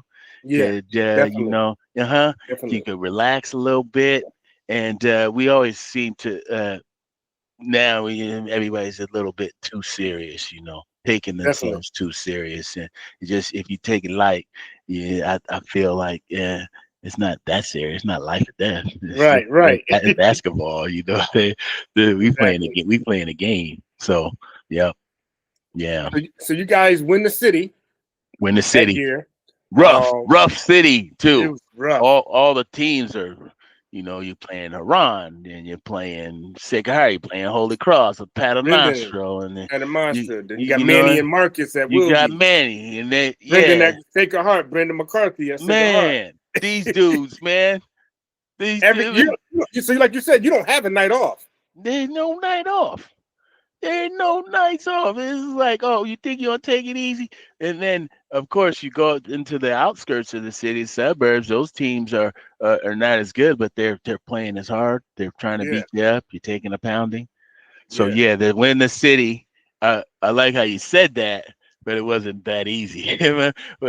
We won it through. It was a battle, and those respect to those dudes, but we wanted to beat them. We wanted to beat them because we know what Phil did to us getting 66. We were taking it out from Phil and all the stuff. This is for Phil, man. Remember what Phil did to us? Phil did? This revenge what I'm saying? Phil. He had me thinking I needed to go get a paper route job, man. I don't need to be on this court, man. I should be. I gotta go working somewhere else. Yeah. Man. I gotta work at the Waterbury Republican, man. Do something else. So do something else. I wanted them to feel that what I felt. Exactly. Yeah, Exactly. wanted them to feel that. So you got your senior year, you guys had already, you got two-time NVL champions. Yeah. Yeah, you made it all the way to the big dance your junior year. Yep. Fell short, but your senior year, like, what's the motivation now? Like, all right, this is it for us. This is it. Are Right. you even looking? Do you still have your eyes set on college at this point, or you? Oh, of course. I Okay. knew then, right? Pretty Okay. much knew then that success from the junior year and then that summer leading up to that, knew it was going back that summer with Wayne to do that whole thing again with the camps, and is even able to go to 5-star that year. Okay. I was able to go to 5-star in Pennsylvania. Big up to Martin Pruitt, who funded that for me and my mom and got Oh, that nice. together. So yeah, Pruitt saw something into me because going down to the South. I don't know if you know about Salvation Army. We Yeah, the played. South. Yep. Yeah, we played. We stayed a lot down there, and that's when I really got to play with the older guys, and those dudes would come through there and just give us lessons. And so I was really really grateful for his mentorship. And Martin was one of those dudes for me that just big big spot in my heart. But playing in the summertime, knew college was an option, knew that was the thing. So coming back for senior year, did all the summer regimen, worked out, feeling like got better. And the season was a promise, the promise of the season, along with being one of the people that they're gunning for you. It's Yeah. one thing when you win and nobody expect, but then another thing when they plan for you. Everything is designed to shut you down. And how do you guys stay motivated? Because you got 2 city chips under your belt, right? Yeah. How do you stay hungry to stay above the pack? Well, I'll just, in my mind, it was when I thought about freshmen. I thought about when Phil got 66. That's all I could think. That's the only thing I remember is like, Oh man, this dude just killed us. And so, the motivation was simple. it was simple. It Yeah. was really the basic. It was basic stuff. If you see guys like, Wayne Boyette and Dewey Stinson, these dudes will eat your lunch. Yeah, eat your lunch. And then they want to try to beat you up. So I didn't get that, man. You already ate my lunch. You don't gotta beat me up, man. Yeah, so, yeah. You ate it. So and challenging them and beating them, and that was the greatest, So it didn't matter what else happened after that. You could beat those dudes, and when those dudes and those guys showed you respect, right? And those guys seen you come on, the Will Stewarts, Whoopi Mannings, Teddy Maxx, these guys, and they show and they know who you are. They seen you. It's just one of those things. And now you think, oh, I made it. I made it, right? Like now Parker knows who I am. Yeah, Parker knows you are. Yeah. Rufus Freeman, he knows who I am. You know what I'm saying? Exactly. So, and that was this thing, I think, with the city being from Waterbury. Those guys show love like that. And they was always for you, even though it was a rough city, when you was doing something positive, people was for you. Yeah. And they rallied for you.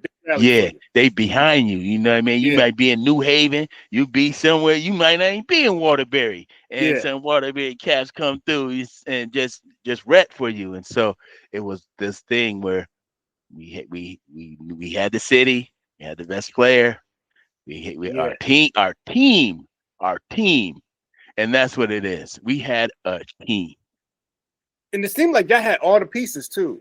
Like you had your point guard, you had your twos, your threes, you had all the pieces. And at this point, you guys been together so long. Yes, that's hard to beat. It's hard to beat, man. That's hard to beat, man. It's hard to beat, and then for us, it was a short time. So right? We was together so long, and then I think about, I was like, man, we was only for this year's to this year's, but you think about it in terms of it was every day. So. It wasn't no cell phone. We get up, call each other. We stay the night each other. We eat breakfast. Yeah. So it was this brotherhood, and this brotherhood that we still kind of keep on till today. We check in with each other. make Mm-hmm. sure things are going, copacetic. And so it was this thing that we don't know that you're building a lifetime bond when you're building it.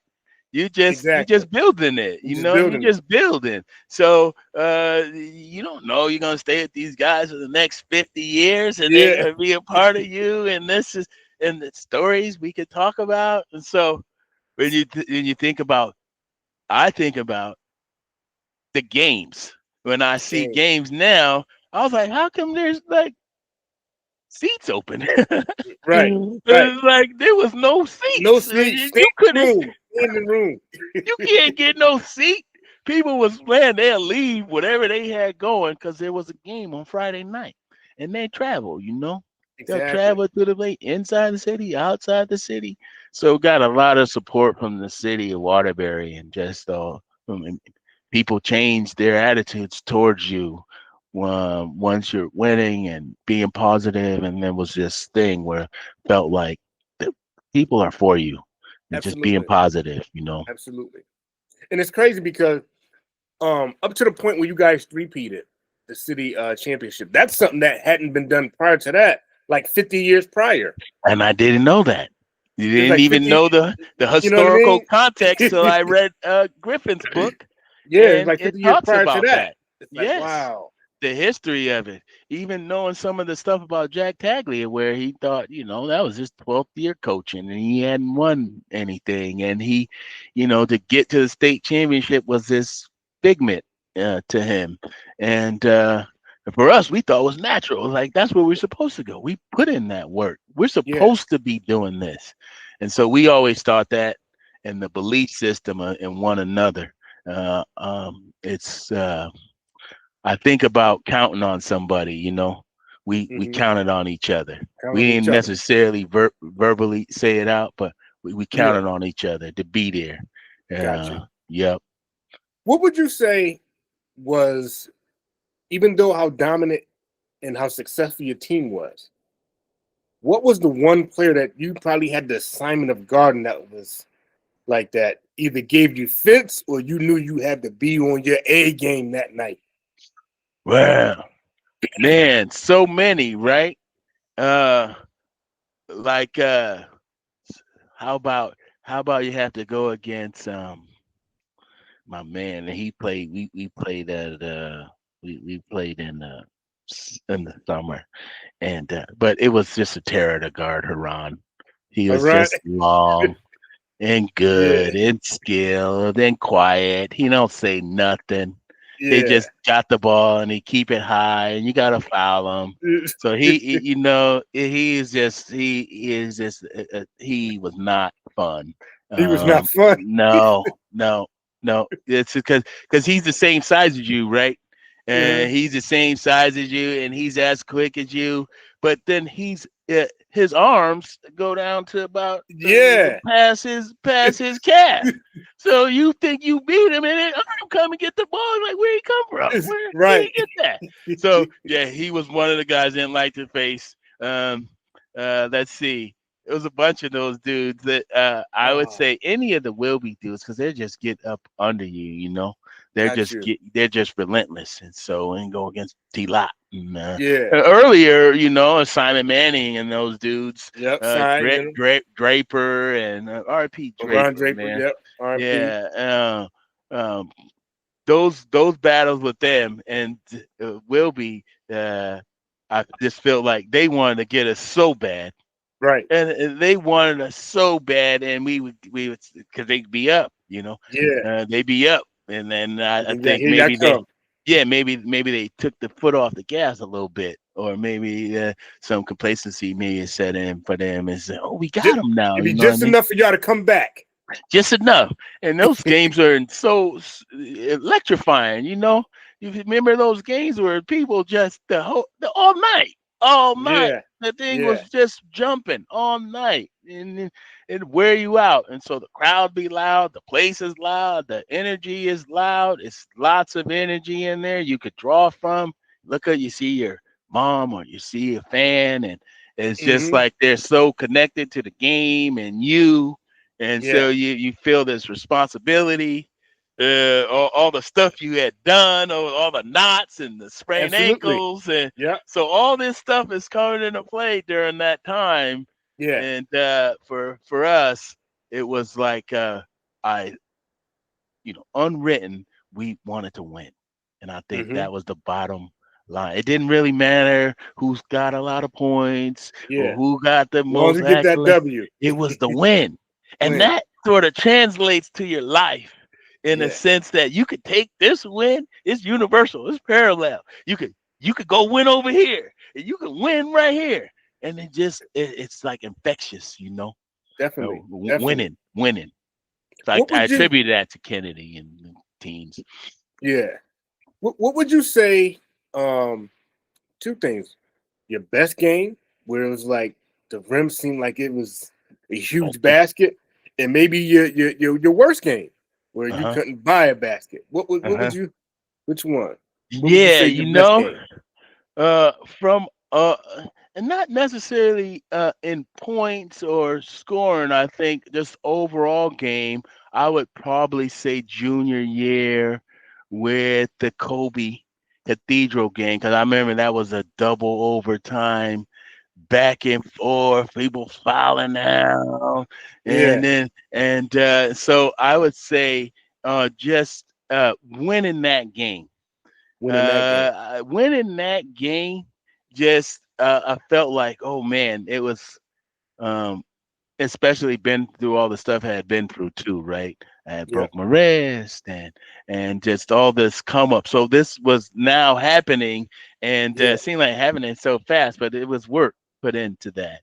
definitely. There was a thing, and so I think that game stands out to me as one of the games. I don't know if that was the game that sent us to the title, or when we had to play Aquinas, and we beat Aquinas and New Britain, and to go Okay, to the game. I think that's what happened. That game, that wasn't necessarily my best game, but my grandma was at that game. R.I.P. okay, Minnie Cunningham, and so okay. she was at Right. that game, and Bo hit another shot to sit to the so and Bo was the guy. He lived around the corner from me, and so he was he was always at the house, and we were always together. And so to Yeah, have that success and North Carolina dude country, but he came up through all of us. We were all together. So my worst gotcha. game, I probably would say in terms of points. Now I look back and I was like, oh, I probably feel like I could have had a better state championship game, right? Okay. I remember 7 points, getting to the basket, getting stifled by the big guys, not really getting other people involved. And so that I could remember, you remember that game as the biggest game. It's probably the biggest game of my career to that point, Mm-hmm. and not play your best was one of the disappointment, but always thinking, you have another opportunity. It didn't come, but I just felt like if I got to that game, I would do something different. I would do Yeah. something a little bit different. Yeah. Okay. So you got your senior year. You guys didn't win the state, but you won the city. Yep. 3-time city champs. Yep. Um, Yeah, we got close. We got to Aquinas, but they were ready for us then. they was ready. Then Scott Satulik and those boys was ready. They The was ready. coach, they weren't going out like they did the previous year. You know Nah, what I mean? you left a bad taste in their mouth. Yeah, no doubt, no doubt, no doubt. And so that senior year in the city, for sure, I felt like now the teams were beating us. So we took a couple L's in Yeah. that. See, you know what I mean? It was so now they had caught up. Now they're caught up, and then some teams were passing us, and we Okay. still had the fortitude to get to the city. But it also came down to tiebreakers and teams. Yeah. You know what I mean? Of course, if you're beating them for 3 years now, they're like, man, ain't no way we're gonna keep letting them do this. They're tired. Right. The city is gritty, and now they're tired of that. They tired of getting whooped on. Yes, they're tired of that. So that they're not having that no more. So we lost some games that season, and I think that helped us too. Bring us back full circle, and kind of retool, Yep. refocus. You know what I mean? And just understand, that we were all had to buy in. Of course, some of the players have changed. Some of the faces have changed. There's no more Mike Bird. There's no more Yeah. Wave. Yep. So some of the guys you spent all your time with now are different and underclassmen. You got Reuben Davis. You got Dennis Iverson. Some of the same staple dudes, but now some of the underclassmen were there. And we Right. really kept this when Garrett was coming into the fold now by your senior Garrett was in coming. there. Yep. Okay. And I think he was trying to break through. Really, I thought he could have got some more minutes, but that's coach's thing. And so he was showing love to some of the seniors. But Garrett had been playing in Shark. I don't think he was a Shark yet. I think he became a Shark soon after that. But yeah, it was in that time period. But I remember sort of him trying to break through Ruben and Dennis on the guard front, and just wanting to get in the minutes, wanting to prove himself, wanting to show himself, Yeah. And definitely. so, wanting to show his skills and what he's able to do, and he did that admirably. And he's one of the top guys that when I look back and said, so these guys are watching us, he was watching. He was watching. He was watching. Watching, and he taking note too. Yeah, he ain't just watching; he taking notes too. Yeah, he was watching, and then he was like, "I know what to do," and when it's my turn. So that's it. I like that at Kennedy, where you kind of watch upperclassmen, and then when it's your turn, you get to shine. So, you know what? When you think about that too, it's like Garnett was able to bridge the gap. Because he's right behind y'all. That's right. And Garrett's right behind him. That's so right. He was able to kind of like bridge that gap too. And he had an impeccable career as well. That's right. That's right. And as his brother, they were always, I used to go down on Cook Street and hang at their house, watch dunk contests. And yeah. And so those were some of those, I think about that, right?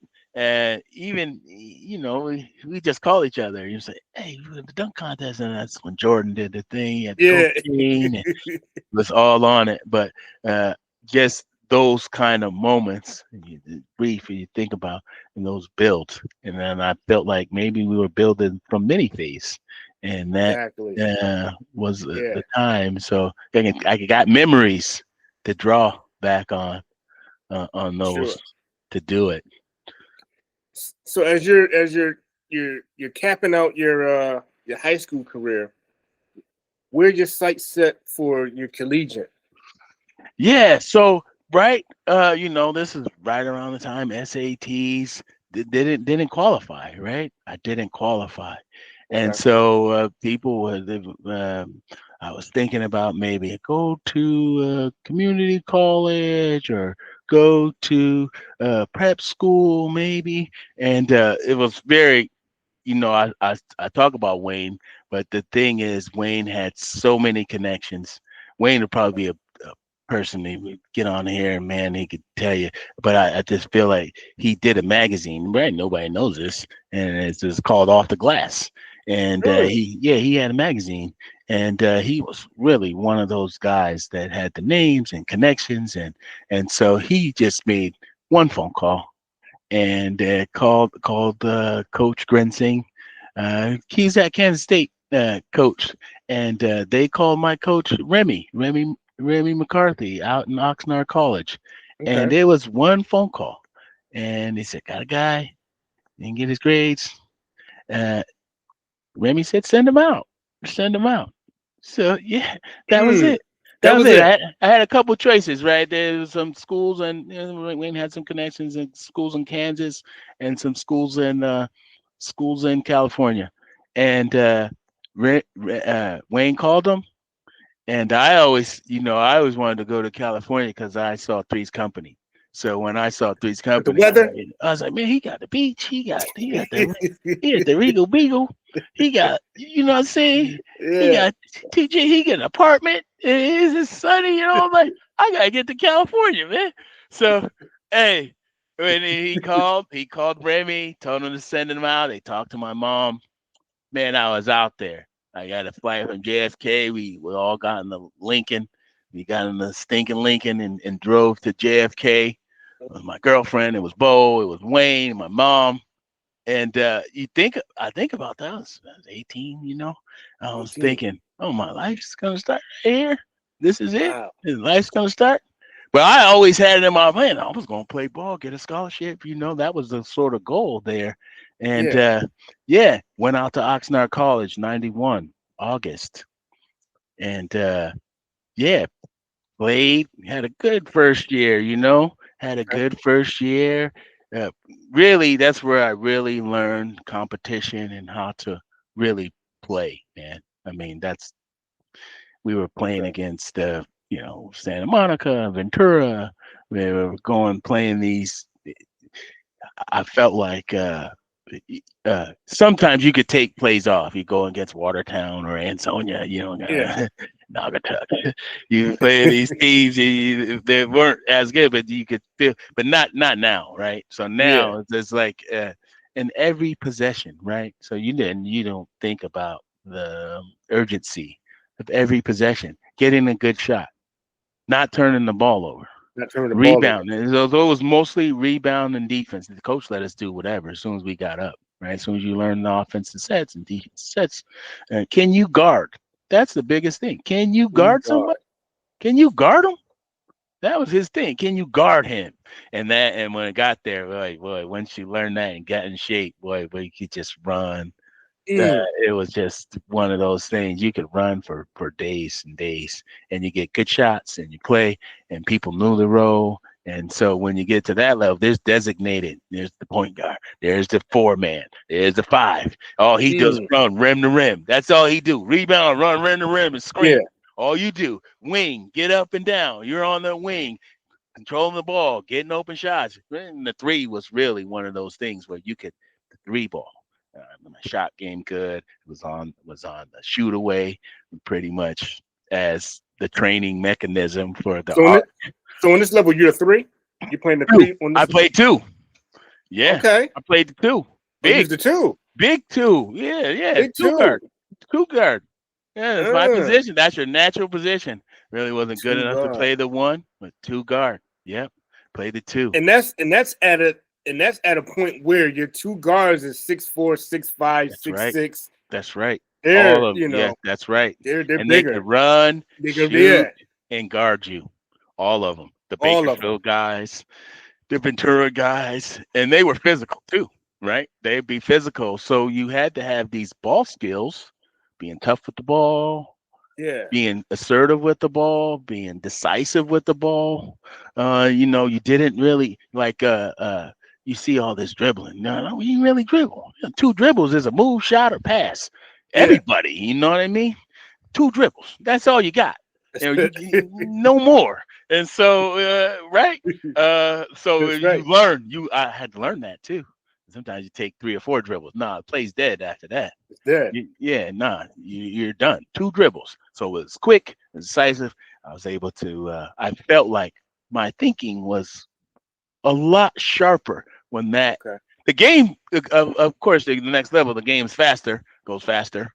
And so when you're sharper, sometimes it slows down. It's slow, even though it's fast, it still slows down. It's the next level, but you're seeing stuff happen. Yeah. And right, like where that guy's going, where the 5's going, he's running to the rim. Where the 4 is gonna be, he's trailing. And you set a screen or you go to the box to get open. And it was this thing where if you were open, you needed to shoot, right? You needed to shoot because people are in position.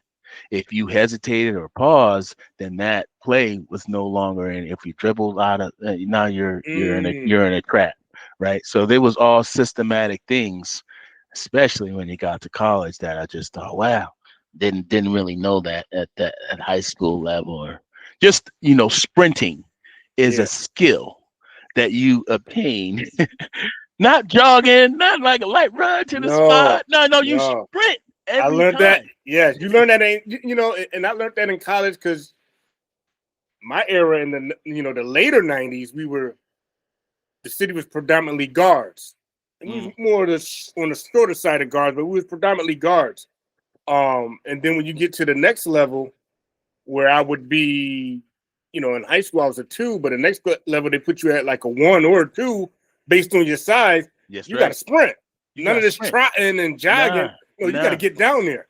Yeah, you got to sprint, and you had to be like in the the biggest could come in like 3rd or 4th, but you had to come first. You got first. You got to be first, or y'all keep running.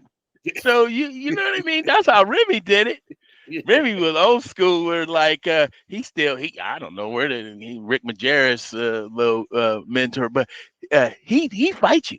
He fight you. You know what I'm saying? He might jump into you. You know what I mean?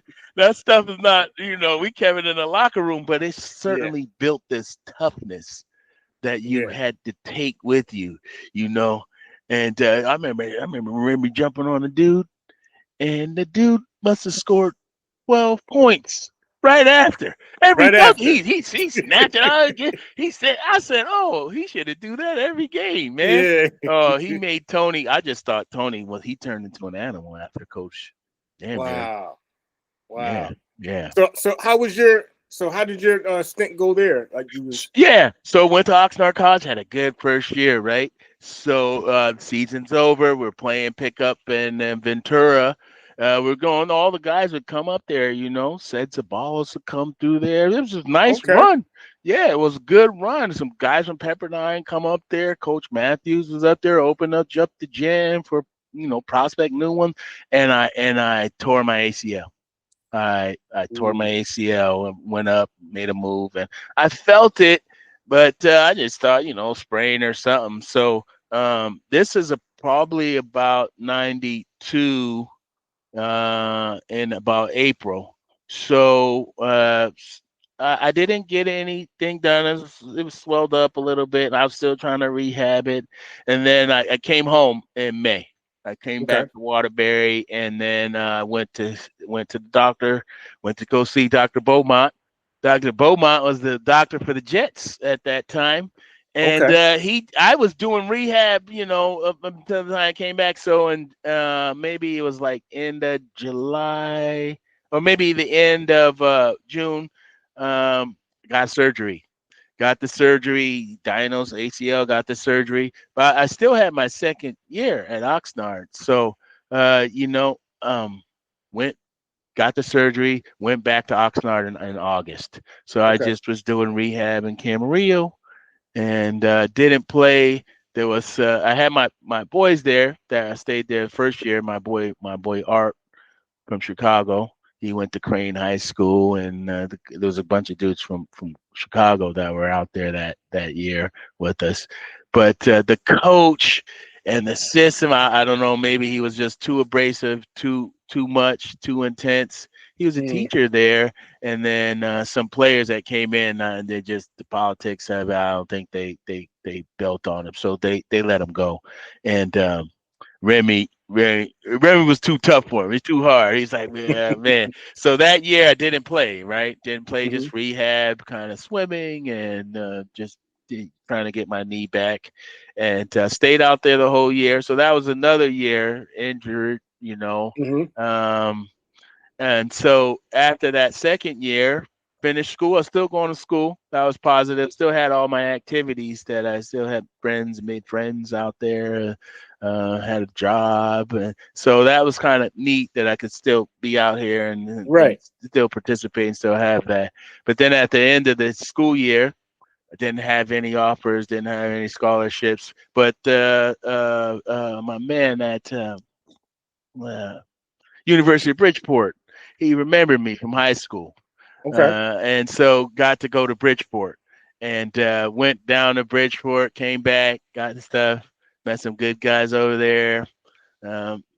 Knee wasn't fully rehabbed as much. I was still working. I was still wearing a cast. That injury back then, which would end careers, when you had that injury, I was still able to get back and play.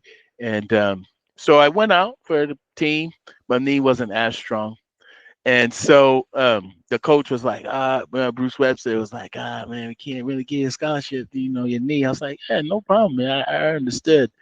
But Yeah. then my friend who was at Oxnard College the year says, oh, you could come out here to Stanislaus and play. It was in Turlock, Division II.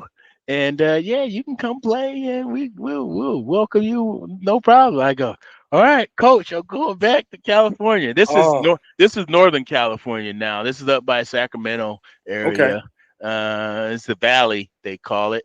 And so when I came, got it, coach, met with Coach Jones, and flew me out, and I said, oh yeah, I'll definitely do it. It was one of those towns where it's a farm town.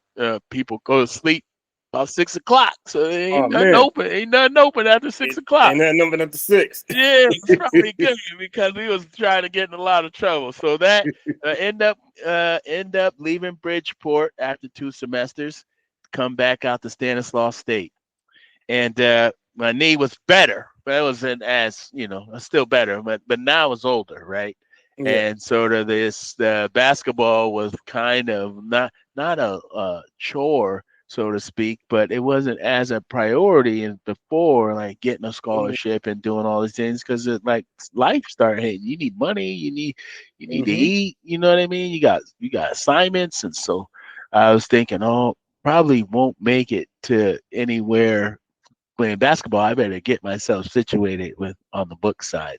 So I ended up played basketball for a year. And so, when you get to college, I feel like politics have, especially if they don't know you.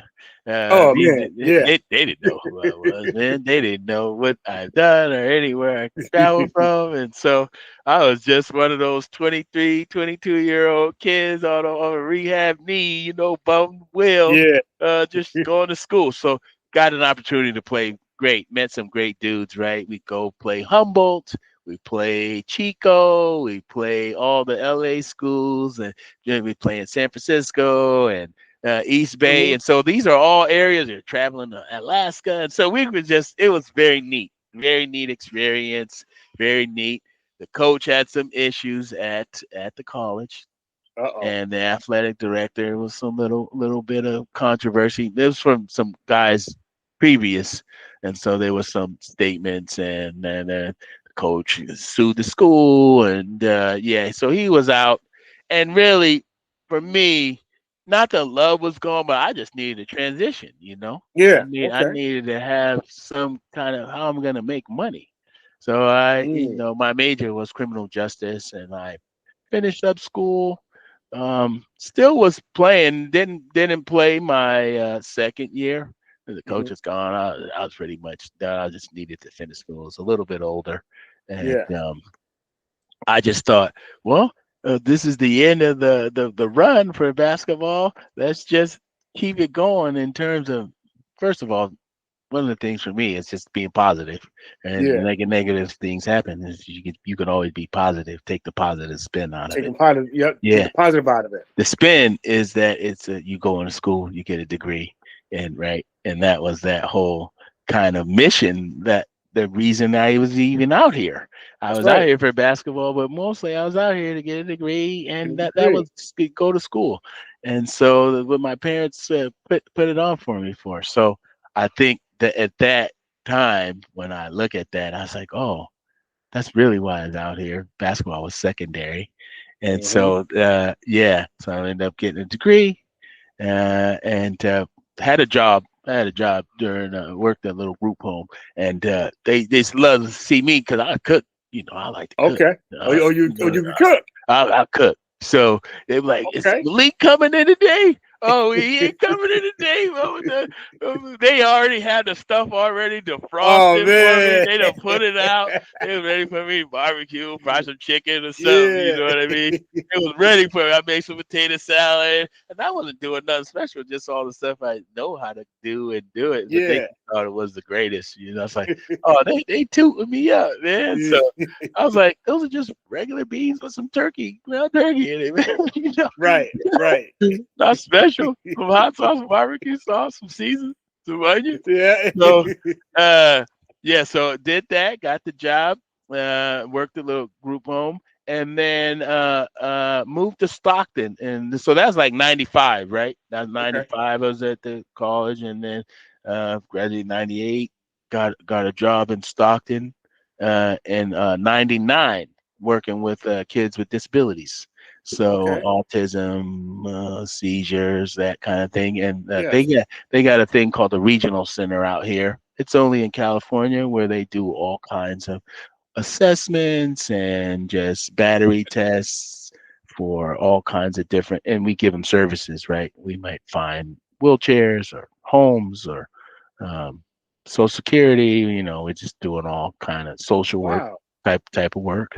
Okay. Really found a niche there, and found a wife, Okay. lovely lady. Congratulations on that. Yeah, we're rolling. This is our 15th year, and Nice. age been really good. And she had two kids, um, little Jalen and Vanessa. And so they're, of course, they're all gone, they're all grown up now. Oh Jalen's at man. Dominguez Hills. Vanessa finished school, and she's at Sac State, finished it, and she's actually working with us, working with the babies. And so, yeah, so life come full circle, right? And then had opportunity to go and coach some basketball at the high school. They knew me from I played basketball, just recreational. The coach knew me, and Yeah. so did that for a little bit, maybe about 10, 12 years. And then I was golfing, and the athletic director saw me at the course and was like, "Man, we need a golf coach, man. You be willing to do it?" I go, course. Gotcha. No Wow. problem. Yeah. So So start. you're an avid golfer like that? You can Oh, play. play Oh it. man. Play. Score is not as great, but uh, I'm shooting about 80s, Okay. 85. Yeah. Good round. Haven't broken that, but I'm close. I'm Close. close. I'm Okay. close. So then I got to do the girls and the boys golf team, and that's really fun and just keeping with the young folks. And I think the golf course is one of the places where opportunity is just, if I had known about that at Kennedy, maybe we could have got up to Waterbury Country Club and Oh man. got some rounds in. Yeah, Yeah. those guys at Holy Cross get to go there all the time, but the Oh Kennedy man. guys, they'll send in the Western Hills. So Yeah. that's all good. It's still a golf course. Exactly. Yeah. Yeah, but through that, but through the golf, been able to reconnect with some of the guys. So James Powell, when I come back, he usually throws me his clubs. We'll probably go play around. D Mason, R.I.P. D Mason. D Mason RPD would take Mason. me out to what's that, East Mountain. We go play East Mountain when I was there, and he'd come get me when I come back to town. And then playing in Ryan's tournament when he had his tournament through Okay. the Hoops for Heart Health, and Yeah. it was at 710. And then they played at the Granville tournament with Oh. I played in that. My Oh. dad was hooked up with them, so we used to get with them and the judge. He give Judge us Mosley. go play with those guys up there. So it was real neat see some of the guys that knew me from basketball get Yeah. out there, go play the little scramble and have some fellowship, have some good food. And so yeah, the golf Wow. has been able to transition it in terms of competitive, Right. the spirit part of it. Right. And it sounds like transitioning to golf was kind of like a smooth transition too. It was. My neighbor played for the Stanislaus team, and I would see him go out to the range. And I'm Hmm. like, "Oh man, where you going?" He's like, "You want to go?" I'm like, yeah. So got a bucket of balls, got some clubs from playing against sports. It was really Yeah. real. It was affordable then, like easy to get into it. Now since COVID, they done jacked up the price, gouged it a little bit, and made it like not affordable, or Yeah. trying to squeeze every dollar. But once I got into it, man, it just hooked. I started about 2099. That's when I started Okay. playing. Yep. Start Wow. playing. Wish I would have got into the early, the earlier the better, right? Yeah. So, when those people have been playing, getting the scores, they've been playing since little kids. And so even getting a even getting a teacher, to help your swing and your technique and your tempo Hmm. and so all those kind of things, I think, at least for me, I didn't go through that. I started in 27 Yeah. going to the range and have a can of beer and hitting some balls. So That's that right. was that was I just kept it light for recreation. But now it's a great activity. It's a great way to made a bunch of good friends, made some good people all around through the sport. Uh, Awesome. it's like networking. Absolutely. Wow, man. I mean, you got an impeccable journey too. Man, Just when you think about like where you come from, and then you out on the West Coast, yep, living it up. yep, That's it. It's one of those things I tell people that indulge in sports. It's a lot of times we try to drive the kids to the one track mind is I gotta make it to the league. I gotta yeah, make it professionally. And it's like, a lot of for me, if you're gonna go to school, the the number one goal or the thing that you want to strive for is to get the free education. that's right. If it can drive you to get a free education, because our window of sports is relatively 28 anyway, maybe Right. 30. Only the exceptional people play into their 40s of anything, but 28, 30, maybe 32, and that's it. You Yep. gotta have a career to fall back on, and so it's telling the kids is if you can go to school and get a free education, that's the win. Anything else after that is a bonus. It's bonus. It's a bonus. you know. We got this segment, that we like to, tell, we ask our folks. It's called Test Your Recall. Mm-hmm. I'm gonna throw some numbers out there, and I want to see if you know what they are. Okay. Ready? Ready. All right, 22, 17, 10, 82, 69. Two. Is that tonight's Powerball? I don't know. I gotta put that. Let me go get my Powerball together, man. 22, 18. Wait a minute, man. Even Powerball went up. That's $5 ticket, man. I don't know that recall. What numbers are those? All right, so those numbers is you had 22 points, 17 rebounds, 10 assists, and the 82-69 win over Holy Cross. Whoa. The same night that Jerome had 32 points, 18 rebounds, and 10 assists. You both had, triple doubles that night. We sharing. We're Yeah, sharing. that shit, a triple double that night.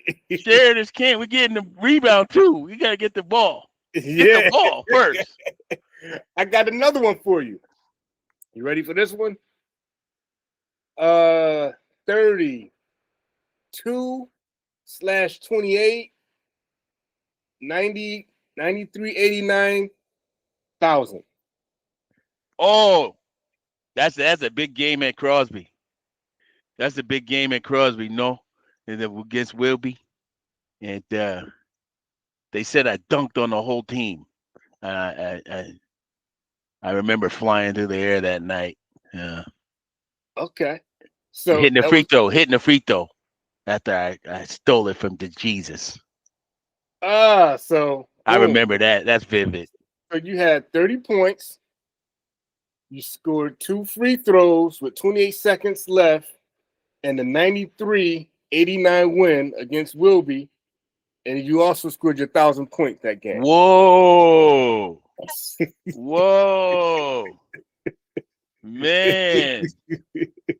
They probably think I could play. They probably think I could play some hoop. Yeah. People probably think 30. I had 30. That sounds like a misprint. Yeah, That's you right. had 30 points. Yeah. Oh, wow. Dang. That's some numbers, right? Yes. Whoa. Yes. That's an era. We were putting it down. That era. I think it Yeah, was that was serious. we was a problem. It was a Yes, problem. yes. Now, Wow. as we come to the end of our our chop it up, what are some things that you would leave with athletes of this generation to kind of build on and to help them move forward in the game of basketball or even any type of competitive sports? Thank you for asking, man, and thank you for this platform. I really appreciate you and all that you're doing. And it's just this, one thing I would leave, and what's helped me is, you know, um, being positive. So through positivity, I get way more from please and thank you than Yes, I've ever gotten my whole life. So yes. I feel like if you are dedicated, if you want something, Mm-hmm. you gotta go get it. Go after it with Go all that after it. you have. Don't let there's always gonna be barriers, and there's always gonna be naysayers, and you can't do this and you can't do that. Put a thought in your head, a belief in your head, and because it will come from you, right? Absolutely, It comes from inside of you. You have it in you already. It needs to come out, and absolutely. so it's a belief system that I feel like if you believe in yourself, do whatever you think, whatever it is you want to do, whatever you want to do, and practice it. And I think Mm, the thing about practice is that you're practicing these things for when it comes. Might not come tomorrow, might not even come in 2 years. You might see this absolutely, way down the line. It absolutely. might if you practice, dedicate, come with a good mindset, right? Always being positive. We're our hardest critics, Eric. We're Hmm. harder on ourselves than anybody else could be. And so, with that, show yourself some grace. Give yourself a little grace. Sure, Make sure definitely, you do that sure. first, and then strive. There's nothing wrong with striving. No, Strive. no, Uh, you're right. I think striving is a thing when we lose it. But there's people that set this track up for us. Hmm. Somebody paved the way for you to get there. You just carrying it, and so Yeah, you got to carry it to the next one. And you're obligated. You're responsible to do it. And if you're not doing it, you are not living up to what the people gave to you to do it. absolutely, So absolutely. so we carry that, we carry that with us, and I think about that all the time. So in just interaction with people and just trying to be positive, at least being myself, most likely, Hmm. more than anything, right? Just being yourself, be who you are, and Got that you. that that's enough. You're the most special person that there ever was, and that Yeah, there ever will be. And that's so right. they only made one, and They that's only for a made reason. one. That's And they right. ain't making no more. And that's So it. It's only I one. I would I would leave that with you. Go after it with all you got. Go after it. Uh, Definitely. go after your dreams. Chase your dreams. Push it to the limit. Push it red line. You know what I Yeah. mean? If you miss, you still might be. I'm gonna shoot for the stars. Shoot for the moon. You still be in the stars. Yeah. Shoot for the moon, And, man. and, and even if you don't, I wouldn't even say if you miss, you just might land on a different trajectory. That's right. You know what I That's mean? right. That's right. You might You- just be rerouted somewhere else. That's right. And You're you're still routed going to to hit the mark That's right, to where you're supposed to be. where And I you're always supposed to believe be. that. I always believe you are where you're supposed to be at. Where And you're so, supposed to be. yeah, yes, sir. This has Okay. just been one of the Thank greatest little you. sessions. I was so excited because somebody said I was a legend. I'm like, yo, I'm a legend. He's like, yo, you a legend, yo. It's like you Yes. need to come back to Waterbury, man. You ever pass that out, man? You don't Yes. even know. You don't even know they still talking like that. And it's like, wow, that was Yeah. just. So when you bring up them numbers, I'm like, oh, okay, Yeah. You doing numbers, man. you was doing some numbers, man. I got one final question though. Yes, sir.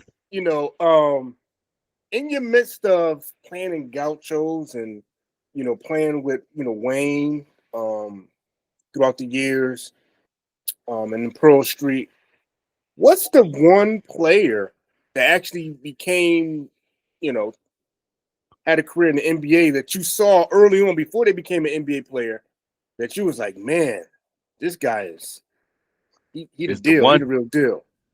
It's the one. Yeah, who's that one player that's like, wow. Right after seeing so many guys and like even like Travis, although you play with Travis, then you see him in the league, he's different than when you seen him playing, Yeah, right? right, It's right. his role is different. His Role's whole different. thing, right? But I think for one of the guys that we got to see and play with and just be not necessarily around him, but just see how he operated, I would say for me, it would probably be Jalen Rose. Jalen. From seeing them at like BC All Stars and how he operates with a skinny kid, big head dude, skinny, Yeah. just like it's like he's the nice one.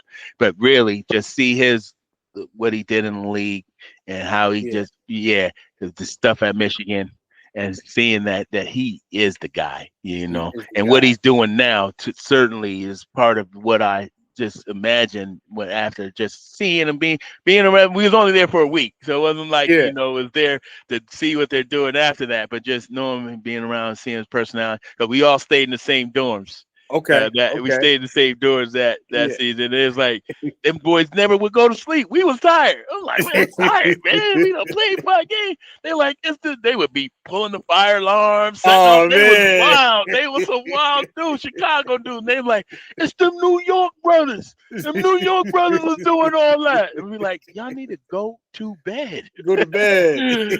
Yeah, so I would say Jalen Rose to watch those guys, and to see, what is neat from being from Waterbury, and the guys come through Wayne's system. So, but when my man Will from Hartford played at Clemson, he would come out. He would shoot me tickets to the games, and I'd go to the Warriors games, and I'd go to the Kings games, and he tickets at will call, and then I'd go see Ryan, and Ryan would come out and go to the Warriors games, and so that kind of love that you get from the Waterbury scene is still happening on the West Side. So much love to those dudes. Those dudes are always very nice to me, always humble guys. And that's just kind of like Waterbury strong, Waterbury love.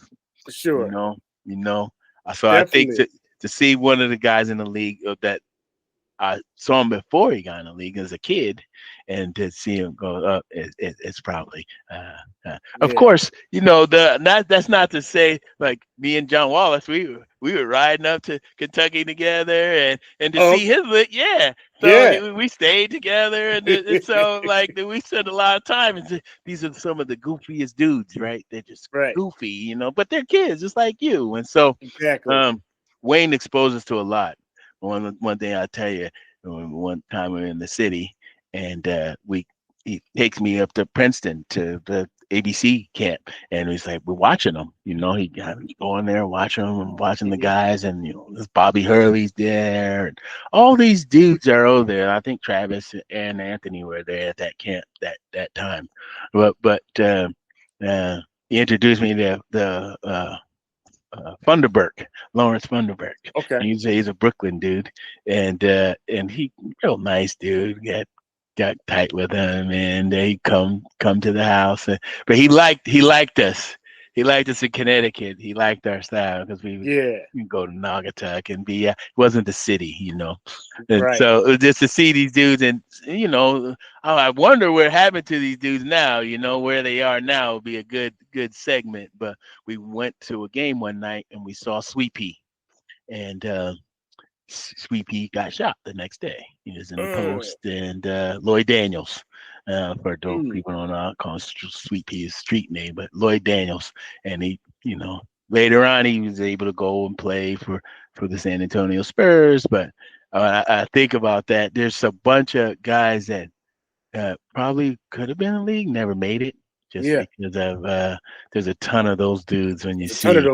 There's a ton of those dudes that I see. I'm like, man, when I saw them, they were just like a myth. I consider those dudes legend. Myth. Right. Look, Figments, Figments. It's like this dude's a god, been a god, Absolutely. So yeah. Wow. Well, I thank you for sitting down, joining, and chopping it up, man. You gave us a history lesson. Oh, wow. That's Yeah. and that's what I strive to, and I tell my listeners, man. When our guests sit down, get your pen and pad because it's gonna be a history lesson.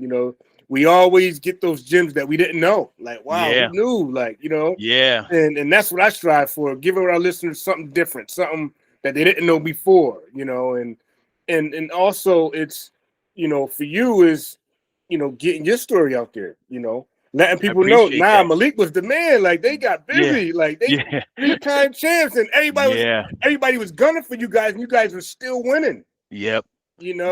At a time where these teams were juggernaut teams that you were playing against. So That's you right. guys had to be extra special to even just get through that. So it's, That's right. letting the city, don't forget, Don't Kennedy forget. that was a dynasty right there. That is. That is. I mean, I know teams came on after that and was winning, some of those. Anthony Ireland and Anthony Ireland. Shout out to him. When we went down, went down there, got to see him. He came to Stockton, played UOP, got to see him, went down to Loyola Marymount, got to check him out down there. So all connections through Wayne. But one of the dudes, a very nice dude, very sharp, very humble. Yeah. Waterbury, you see these as they're big. It's like he's a short dude. But he got a big old persona, right? Yeah. Very cool, very sharp.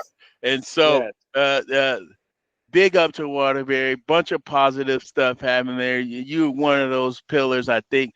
Keep doing that. Thank you, man. Appreciate it. Keep doing that. I really, really enjoy seeing you online and all this stuff. And so to be considered one of the dudes that give his story, I was honored. And, thank you. Yeah. I'm still out here being positive, doing my thing. I'm actually going out right now. I got a girls basketball practice. We got the little practice. We out. Nice. Go hit it up.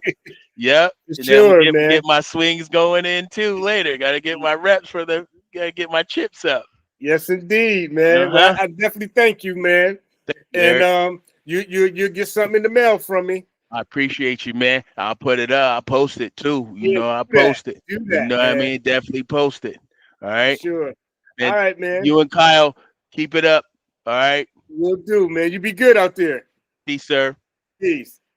Your favorite show, Run It Back, is leveling up. We will release interviews on a weekly basis, and every Run It Back moment will officially be launched on Spotify. That's right, stream us anywhere, anytime. Make sure you follow Run It Back on Spotify and tap in. This movement is getting bigger, brighter, and bolder, just like the brand. Thank you for the support. Now, let's run it back.